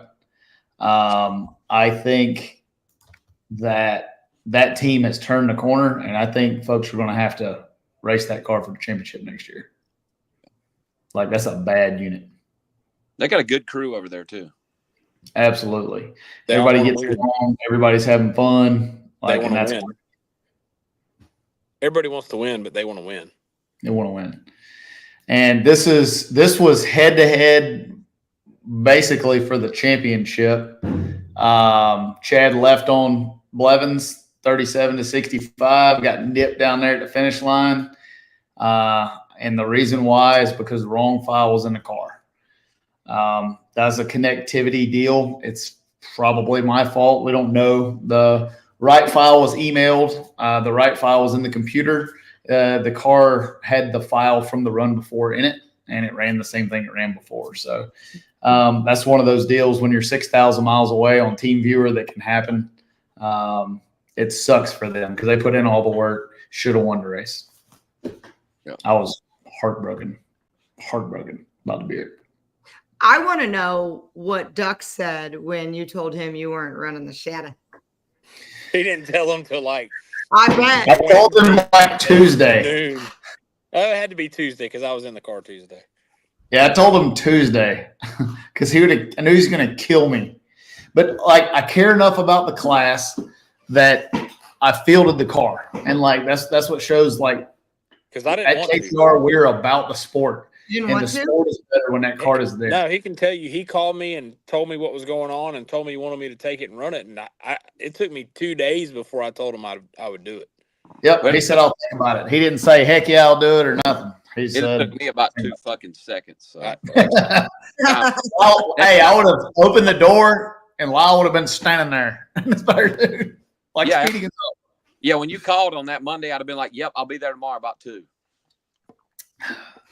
I went up there to get in the car before I told him yes. Me and my son drove up there 2 days later to see if we had a seat insert laying around the shop somewhere that would work, because I wasn't driving that thing if I wasn't comfortable in it.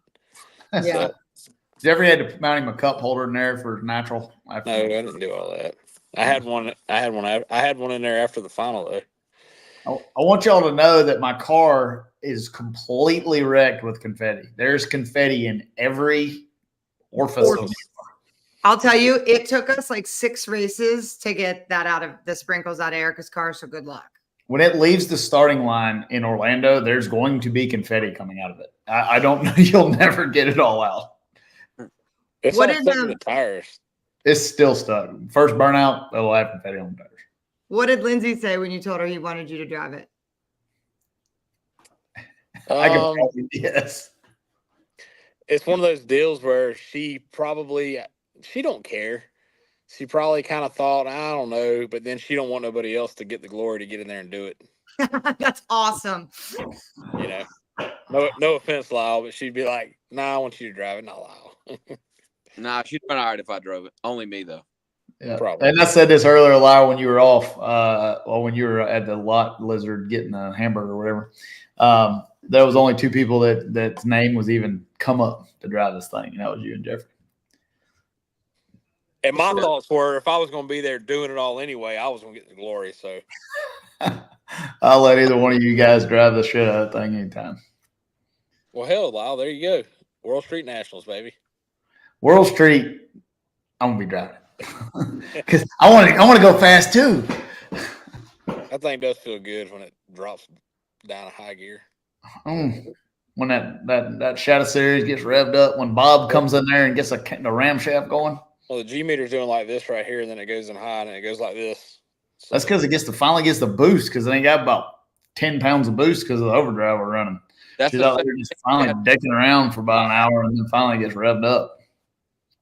I do appreciate y'all winning, because I make all of these event hubs on Flow, and I do all the graphics and stuff. And I had emailed Katie last week. I wanted to use that picture of the shadow just going to the moon. So I always get a little extra tickled when the car that I use on the event hub wins. So thank you very much.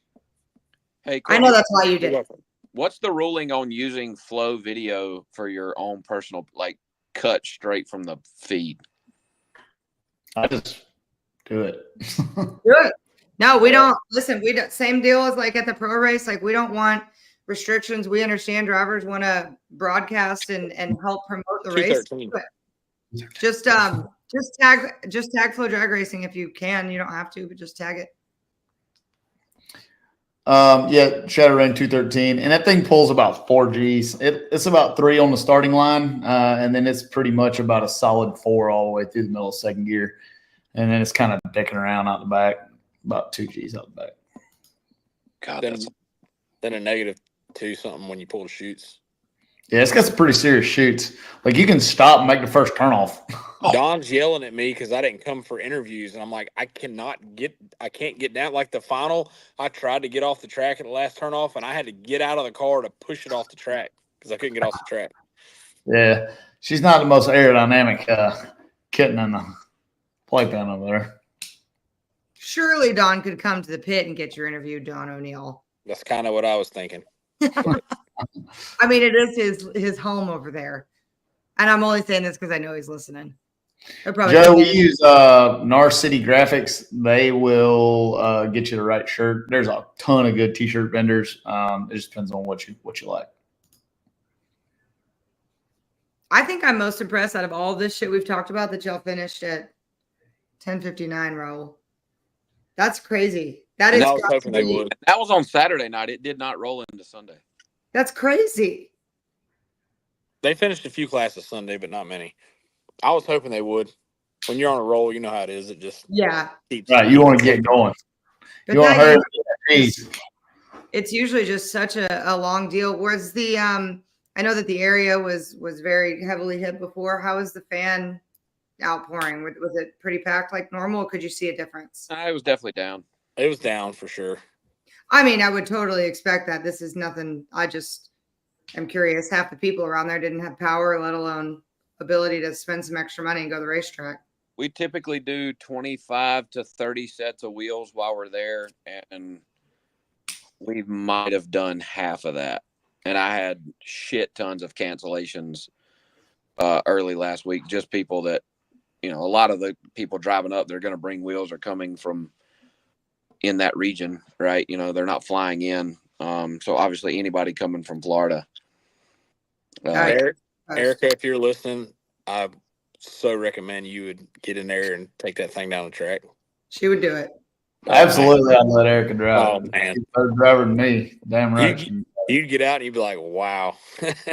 Yeah, it's pretty all hands on deck. Like, now you don't have to do all the shifting and stuff, but you don't have there. You couldn't. I mean, when would you do it? Yeah, right. The whole run only lasts 3.5 seconds. I think that would be so cool having Erica go to one of those races and do something there. That'd be crazy. Like, I'd have to Richard make me have wheelie bars on it and some sort of safety thing if it thing flipped over. That would be what I would worry about. Is have an inflatable deal on the roof if it turned over. Yeah. Yeah, because if anything happened to her, you got some folks to answer to. Yeah, I'd probably get killed. They don't care about me. No, we're just durable. We'll be fine. So we are on this thing. We are getting more RVW cars. So there are a bunch of them being built. There's a bunch of new ones coming. We'll have new cars coming up in Orlando, World Street in a few weeks. I think the class is growing. I think they're paying good. It's a good show. The race cars that competed at this race are real deal cars. I mean, there's badass cars there. Fan count was down a little bit because of the hurricane, but you can't do anything about it when a hurricane wiped out north of the track 2 weeks before and wiped out south of the track right before the race. Still a pretty good race. Yeah, it was good. It was real good. Did Jody cook any food while we were at the track? Yes, she did. Man, I know. I got to pick my 3 favorite things. I got some meatloaf and mashed potatoes, and then what else she cooked? That was pretty good. The meatloaf, mashed potatoes, black eyed peas, and banana pudding cake thing. Oh man, I needed a banana pudding cake thing. That's the only thing I didn't get it. It's not because I didn't want it. I just didn't get it. She cooked sliders on Saturday at about 12:30. And then chili, and I ate sliders at 12:30, and I didn't eat anything again until after the winter circle. That's the way it goes. Yeah, it is. I was about to wither away and blow away. Then Lyle brought me some beer. Damn right I did. I had Mark Stockseth. He was at the race with us this weekend, a big contributor and partner at Elite and Matt Smith Racing, and he's getting sick of y'all drinking other beer. He wanted to know where he could ship some outlaw beer to you folks, so we may have to. You tell him to send it with a tip. Royce brought me one at Charlotte. They're good. He drove down to our trailer in the middle of qualifying. And was like, "Here, I brought you a beer." I'm like, "All right." So I drank it real quick or about half of it and threw it away. And it's like, I'll get in trouble drinking beer. Put the main jet in. Nah. All right, let's talk football real quick. I knew this was coming up. So I am not sorry. I need to answer this question. Simmer down. I got excited. You don't know shit about football. Right. So stay over there. The boys are going to talk about football for a second. I'm just kidding. So Georgia, I believe, has been overrated all year. And believe me, I'm a Georgia Bulldog hardcore as there is. We're going to struggle with Texas. With that said, we have a better chance at playing Texas after struggling a couple games than if we had been blown out the last 2 folks. I think the Dogs went on the road in a tight one. I mean, I'm talking about a tight one. I'm not betting any money on it. I did see. I know nothing about football, as you say, but I did see when they brought the Georgia Bulldog mascot over by Bevo. Bevo just lost his shit. The Longhorn mascot. Did y'all see that? He's never been around, so it's a handsome individual. Oh my gosh, he destroyed the area around him. They said it was because of some light strobes or whatever. Oh, Longhorn Bevo did not like him, that Bulldog, so he was ready to destroy. I thought that was cool. Are you a Texas Longhorn fan, Courtney? No, I went to A&M, but I was what they call a 2%er. Didn't really care. We were on the road racing and stuff. But this past weekend, if it's Texas versus Oklahoma, all day. But otherwise, I could. Sorry, I have not checked our shipping shelf, so I don't know. I haven't. I got back from Brazil on Tuesday, drove straight to work 12 hours, and I was back here this morning, and I haven't caught up yet. But I look forward to it if you did Sunday football. I'm more of the NFL type, so I don't really know nothing about college football. That dude said the real reason the fan count was down because Stevie wasn't there racing in person. All his haters stayed home when they heard that. It may be. There is some truth to some of that. I swear I say it. What's the saying? Like, you hate me, but you still watch everything I do. Bitch, you're a fan. That's true. It is true. And we had a meeting today about it. The numbers were good. We hit our subscription goals and all that. So people definitely still care. We were looking for that Stevie dip, though. I'm not kidding, Stevie. In our meeting today, we talked about it. Like, would there be a Stevie dip? Because every time the last, what was it, lights out, whenever you had that big grudge race, here's our graph. Here's that race. Right. It was very clear. It was the Tell Flo to send me a check like the Outlaw Beer folks. Tell them to break that thing off. My brother's asking, when is Jeffrey driving again? Whenever he wants to. He can drive it today. If he can get it out of the trailer, he can drive it tomorrow. I don't know if we're ready. I want to get him in a pro mod and go race for a championship. Stevie's going to have a dream team. Like, I'm going to make enough money where I'm going to get both of y'all in a pro mod and we'll go run for a championship. Hello. Like, that's what I want to do. That's what I'm going to keep working until I make enough money to do it. What's everybody's plan for the Winter Series? We're talking about today. So what are you doing? You can't say nothing? Your head's down? No, I'm ready. I'm ready for it. Put me in, coach. Put me in. Yeah, exactly. It won't be with a helmet, though. Yeah. We're gonna run Orlando with the Shadow, then we're going to Snowbirds, then we're going to Bradenton, then we're going to Lights Out, and then we're going to World Series Pro Mod. So you're is that simple enough? Are you running Radio versus the World at Orlando? I think so. Right now, it's supposed to pay 50 and 50. The car's set up for radials, and we got to go to Vegas. So probably we'll run RVW there. Unless it was something where there was a big split in purse and Pro Mod paid 50 and RVW paid, 10 or 20 or something. I'll run RVW there, then put it on big tires and go run Snowbirds next. I feel like we have, and I'm not bragging, but my team's doing a great job. I'm surrounded by a bunch of good folks. I feel like we have more power than anybody out there. And I feel like I got a good car. If we can drive it good, I think we'll be tough. I'm really looking forward. The competition is really stiff. It's not like it used to be 5 years ago where you can stomp all over everybody. But I am looking forward to mixing it up with some of the folks that are doing it. And there's badass drivers with badass equipment, and it's fun. Norman Bryson had a good week. He did. Norman had a great week. Ran good, personal best. Brandon and Cole, that car ran good and made consistent runs all week. And so did Cortucci. I mean, a lot of guys did. So it was pretty good. So I got video of the cheese balls. We used some of the cheese balls for the race, and I have the rest of them, and I ate some of them today. Thank you. I sent him a picture right when the cheese balls got brought on the desk. Yep. They helped us win because I ate some of them. They did help us win. They gave us some horse pressures. I wasn't going to open them, but I decided to open them. I don't blame you. I would have to. I did. Lyle, you got plans for another car to make World Series Pro Mod? I do. Good. All right. Can reveal no plans now? Nitrous car? Huh? Nitrous car?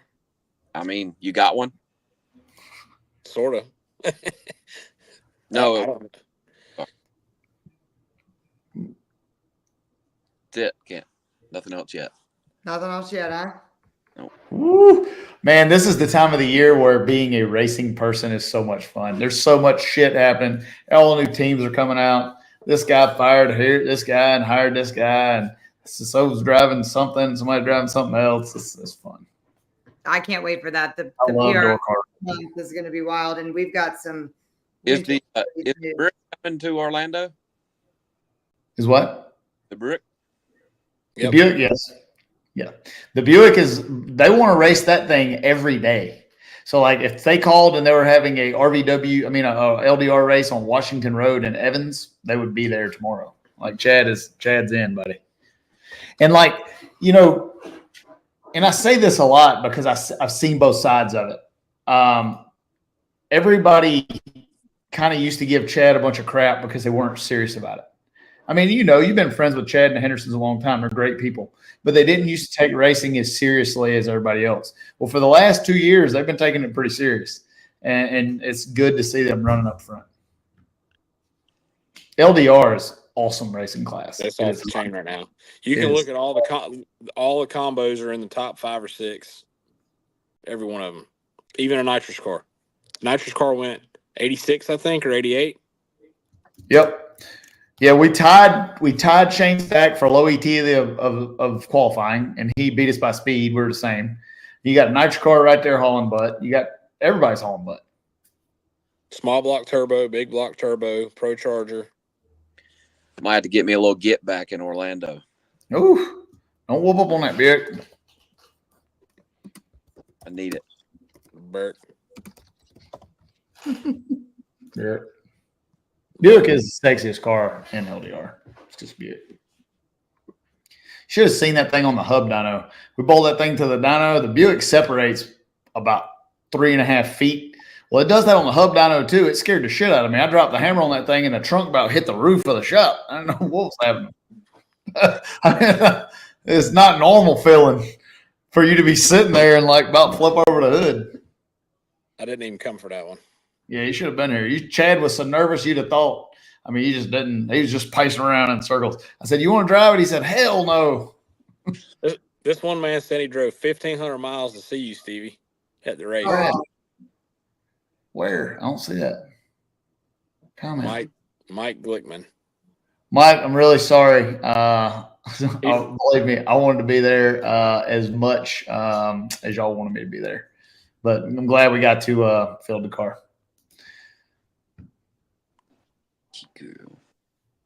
I'm trying to see if there's anything else in here. Oh, let me play the damn. We're talking about Brazil. Did I talk about Brazil yet? About us getting knocked out in a close one? Show a video. We finished second in points in Brazil for the season. We won 2 out of 5 races. We set the world record 6 times down there, first to the 50s.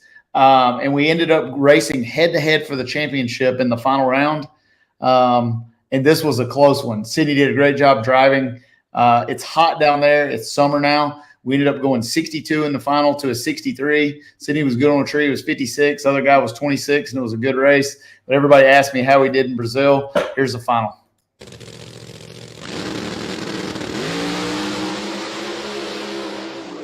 Daí a largada grandão, o Roder já passa, Roder já Busato! Imbatível em títulos!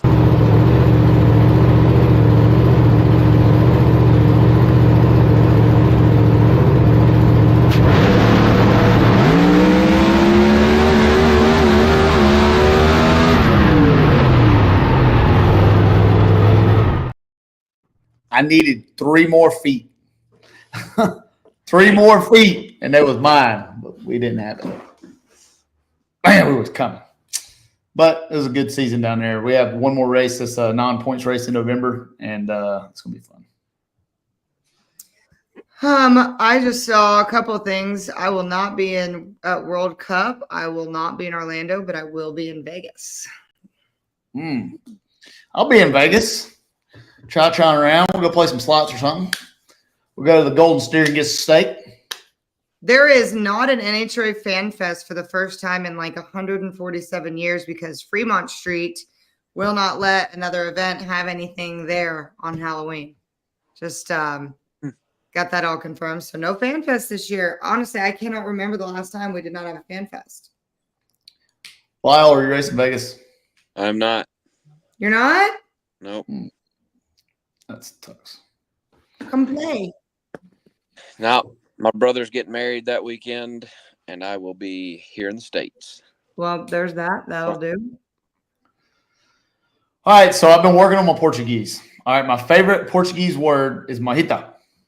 Means big hammer or hammer, sledgehammer. Mahita.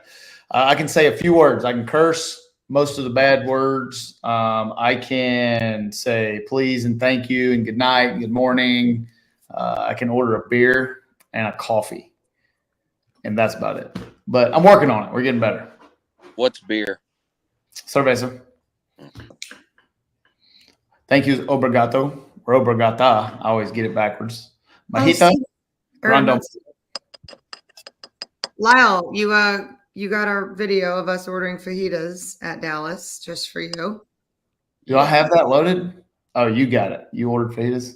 Yeah, some fajitas at the house. We sent it to Lyle, and honestly, one of the better responses he's ever had back. It was good. He was not happy, but we even had the waitress play into it and everything. What did I Firehawk? Absolutely. I can make anything with any blower, scream like an eagle, chicken, cat. I get a lot of questions about KTR and what we do for service for customers. We work on everything. We work on NA motors. We work on roots blowers, screw blowers, Chevrolets, Fords. We work on Coyote motors. We work on Copo motors. We work on just about anything known to man. So if your program needs, and we don't just sell engines and parts. If your racing program needs some organization, you want us to show you how to set your race car up, you want us to go to track with you, we do that. We're staffed and we're ready to go. If you're serious about running up front, we can do it. This Barker Max. Oh yeah, Jeffrey, do you like fajitas? I already know the answer to this because I've been in a Mexican restaurant with you 985 times. Yeah, he likes fajitas. Look at him. You act like I'm obese or something. Well, you eat fajitas, you deserve it, and you drink natural light. That's like a double whammy. I wish I had some fajitas right now. I ain't gonna lie. Honestly, it does sound good. What's that thing you always get at the Mexican restaurant? A molcajete or something? Molcajete. What is that? Yeah. It's like a big, enormous meat bowl or something. Molcajete is, I think it's the name of the bowl they put it in, but it's a bowl of like a bunch of stuff. And just all the extra scraps. No. It's got like chorizo and it's got cactus in it and all kind of crazy stuff. Pineapple is really good. The shit that they pull out of the grease trap. It's good. What is with your hair tonight? Say what's with your hair? I want to give a shout out to Scarlett Taylor. Drew me a picture and sent it to me. That's Cody Taylor's little girl. Wrote me a letter. It's pretty badass. I'm gonna keep it. I put it in my safe. But look at that, man. That's some serious drawing skill right there. Look at that shot. Coming from the girl with the Tasmanian cardigan, whatever you called that thing. The what? Tasmanian cardigan. Tacova. If there's any Southern people in here, they know what it is. It's a very nice sweater. Fucking whatever. I like this sweater. You can fuck off. All you need some little glasses. This is where it all goes downhill, Barker Max. All right. Do you want to tell everybody here before we get off of this how you got the name Barker Max? Do you want to go over there, go talk about that?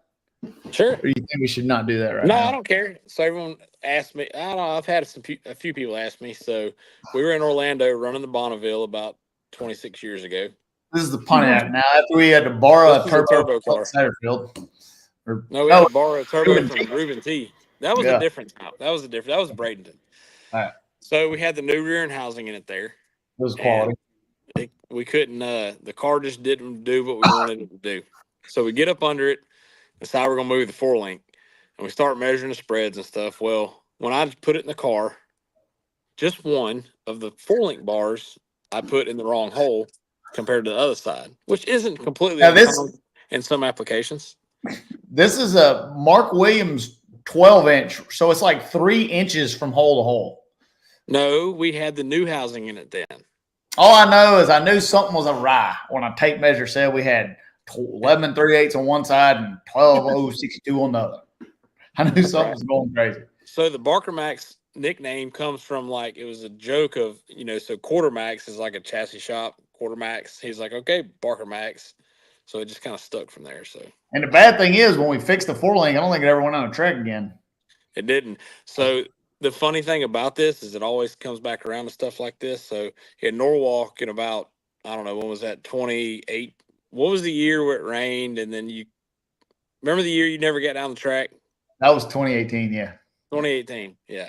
Well, your 4-link was a little Barker Max, and you didn't. I had a little Barker Max activity going on myself. That's Stevie Max.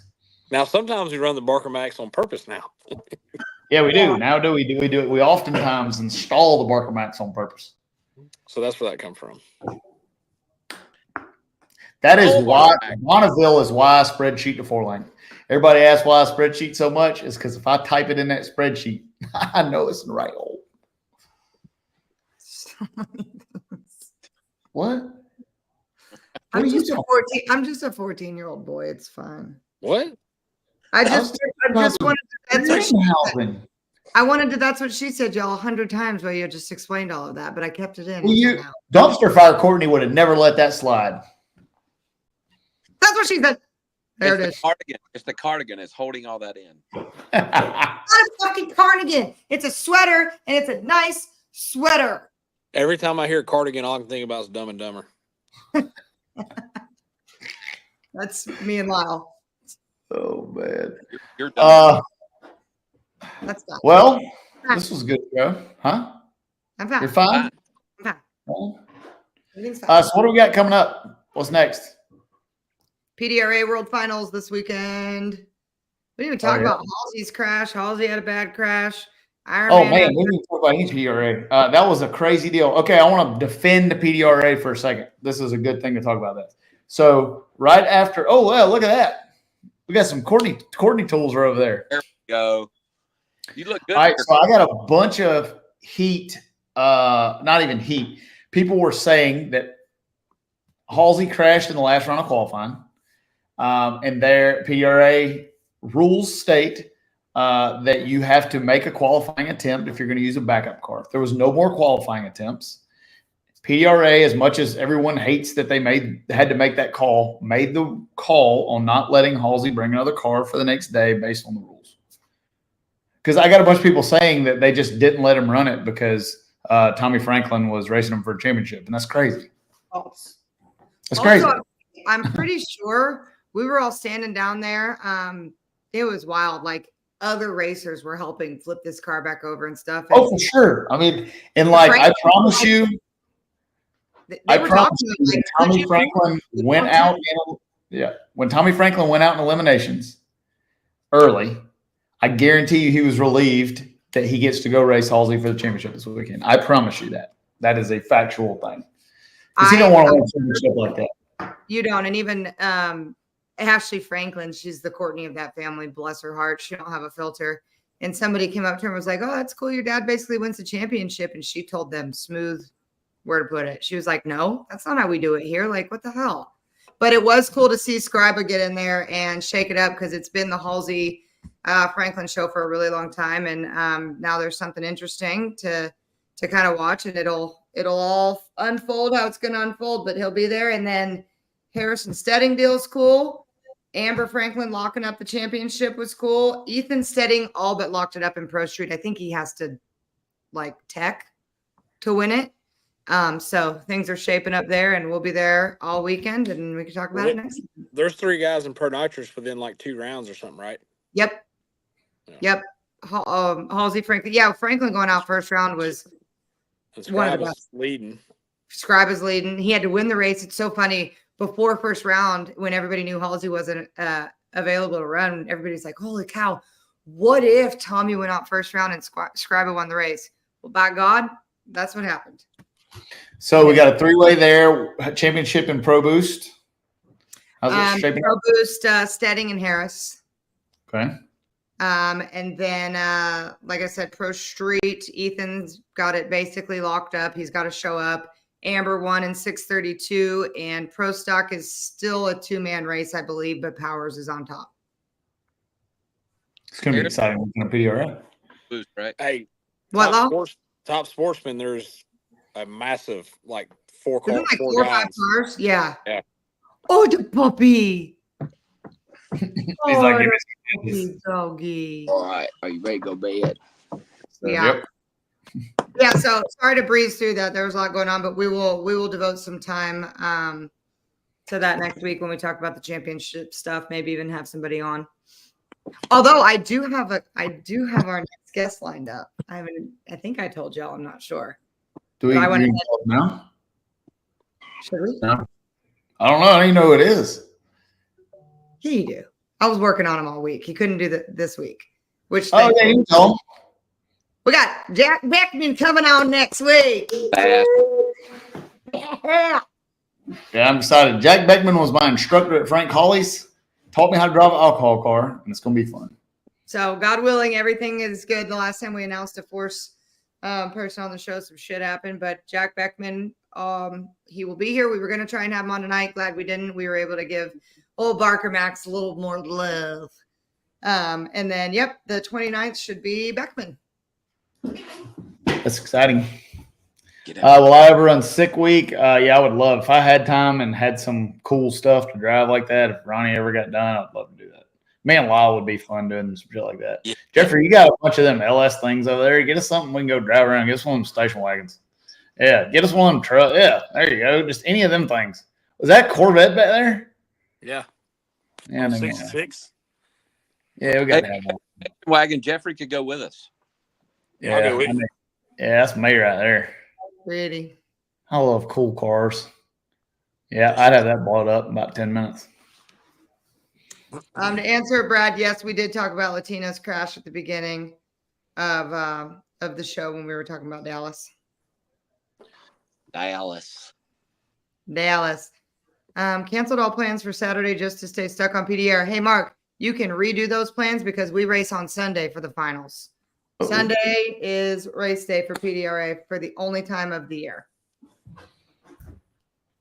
It's going to be exciting. The weather's going to be so good. Oh, my gosh. It's going to be in the 30s at night. It's going to be so fast. Perfect nitrous weather. Wonder if we can get the Shadow put on big tires and get it to PDRA this weekend. Can we just run on radials? Well, I don't think that. I think they took that rule out because of what we did with Marcus Burt's car. Yeah, that was in Orlando. Yeah, we brought it out, put it on 315s, and qualified number one. Oh my gosh, they would love a Stevie Fast at freaking PDRA. Yeah, good question. Good call, Mark. I'll fix that on Flow. I don't know why. Who won the cornhole tournament? I don't know. I think it's still going on. I'm gonna go out there, and if anybody's still out there, I'm gonna crush their ass in just a second. I will say, Mark, we've been having our upcoming event ticker has been a little funky, and product has been working on that. So maybe that's just a issue. Jeffrey, I need to bring some of my junk and put it in your shop. You got too big a shop, put stuff. Why? Your shop's 3 of mine. I know, but you might need to just have some more stuff over there. I got plenty of stuff. I told Lindsay all this house stuff has to go. Yeah. Let me know how that works out. She started cleaning up today, or yesterday, actually. This was stuff that was left over from building the house. She told you what to clean up. Let's get that. Oh, she does, for sure. If she'll tell me. Oh, I got to show my picture. Listen, yes, ma'am, we do have a new guy, Jaden from Australia. He basically showed up at the track and said he wanted to come to work and moved from Australia to come work for our team, and he's a good shot in arm for our team. So I'll tell a quick story about that if y'all care. So we're in Indy. We're in Indy putting up the awning. And this guy's standing there, and he starts pulling on the awning. I'm thinking, okay, whatever. Next thing I know, he's on top of the trailer. And I said to Don, like, "Who? Do you know this guy?" And he's like, kinda. Like, he's moved here from Australia, and he wants to go work on a team. And the next thing you know, him and Chris got the transmission converter out about 4 times in Indy. Like, that's not a lie. And now he works there. So, and while we were at No Mercy, our crew was him, which there's a picture of him. Yeah. He's worked there for since Indy. So what's that been? A little over a month now. Yeah, a month. And then my guy from here, Chris Barrier, and then Frank the Tank McCain. So it was kind of like the B team was down there doing. Y'all did good. Frank missed out on our team once today because he was delivering a pro mod to a customer. Frank be mad when he gets back and forgot we had lunch without him. Yeah, but all right. Frank had a good time down there. Dude. He's a good dude. He had fun. Everybody that's on my team are good people. And like that's one thing when we interview folks, if you're a piece of crap, like I'm not hiring you. Like I don't care how good you are. And like it's taken a long time to get people there's very talented people in racing that are really good at what they do, but they struggle to work with others. And there's people that can work with others and aren't talented. But to find people that are talented and can work with people, we got 13 people on staff. And getting 13 people that don't have an ego that want to win is hard, but we got it. And you'll see when you get the right people, when you got that, you'll start to see the race car run good. Like it just that's how it happens. Jaden just texted me and he wants you to tell the pro stock story. Oh yeah, okay. So so I nickname everybody on my team. We got Barker Max, we got everybody. So Jaden at the U.S. Nationals is pushing me in the shadow back from the top end after doing fuel check. Well, the pro stock pits are right here, and pro mod pits are right here. Well, he's pushing me at about 45 miles an hour through the pits. We take a left to go behind the trailer and about run the McGaheys over. They're pushing to go scale. And I mean, I lock the front brakes up just about and go sliding around them. I'm sorry. And he's just still going. And he'd never pushed a car at an NHRA race before. And I said, you about killed that pro stock team. So that's why I call him pro stock. It was Charlotte.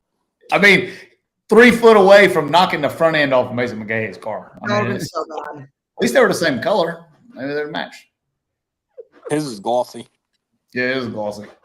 He still wouldn't have liked it, and I wouldn't have liked it either.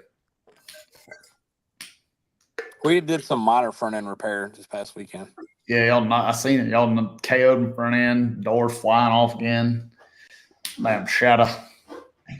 Phil ain't gonna be happy till it looks like the old shadow. Till it's all beat to hell and 4 different colors of gray. And Phil's gonna be over here Friday. He's walking around.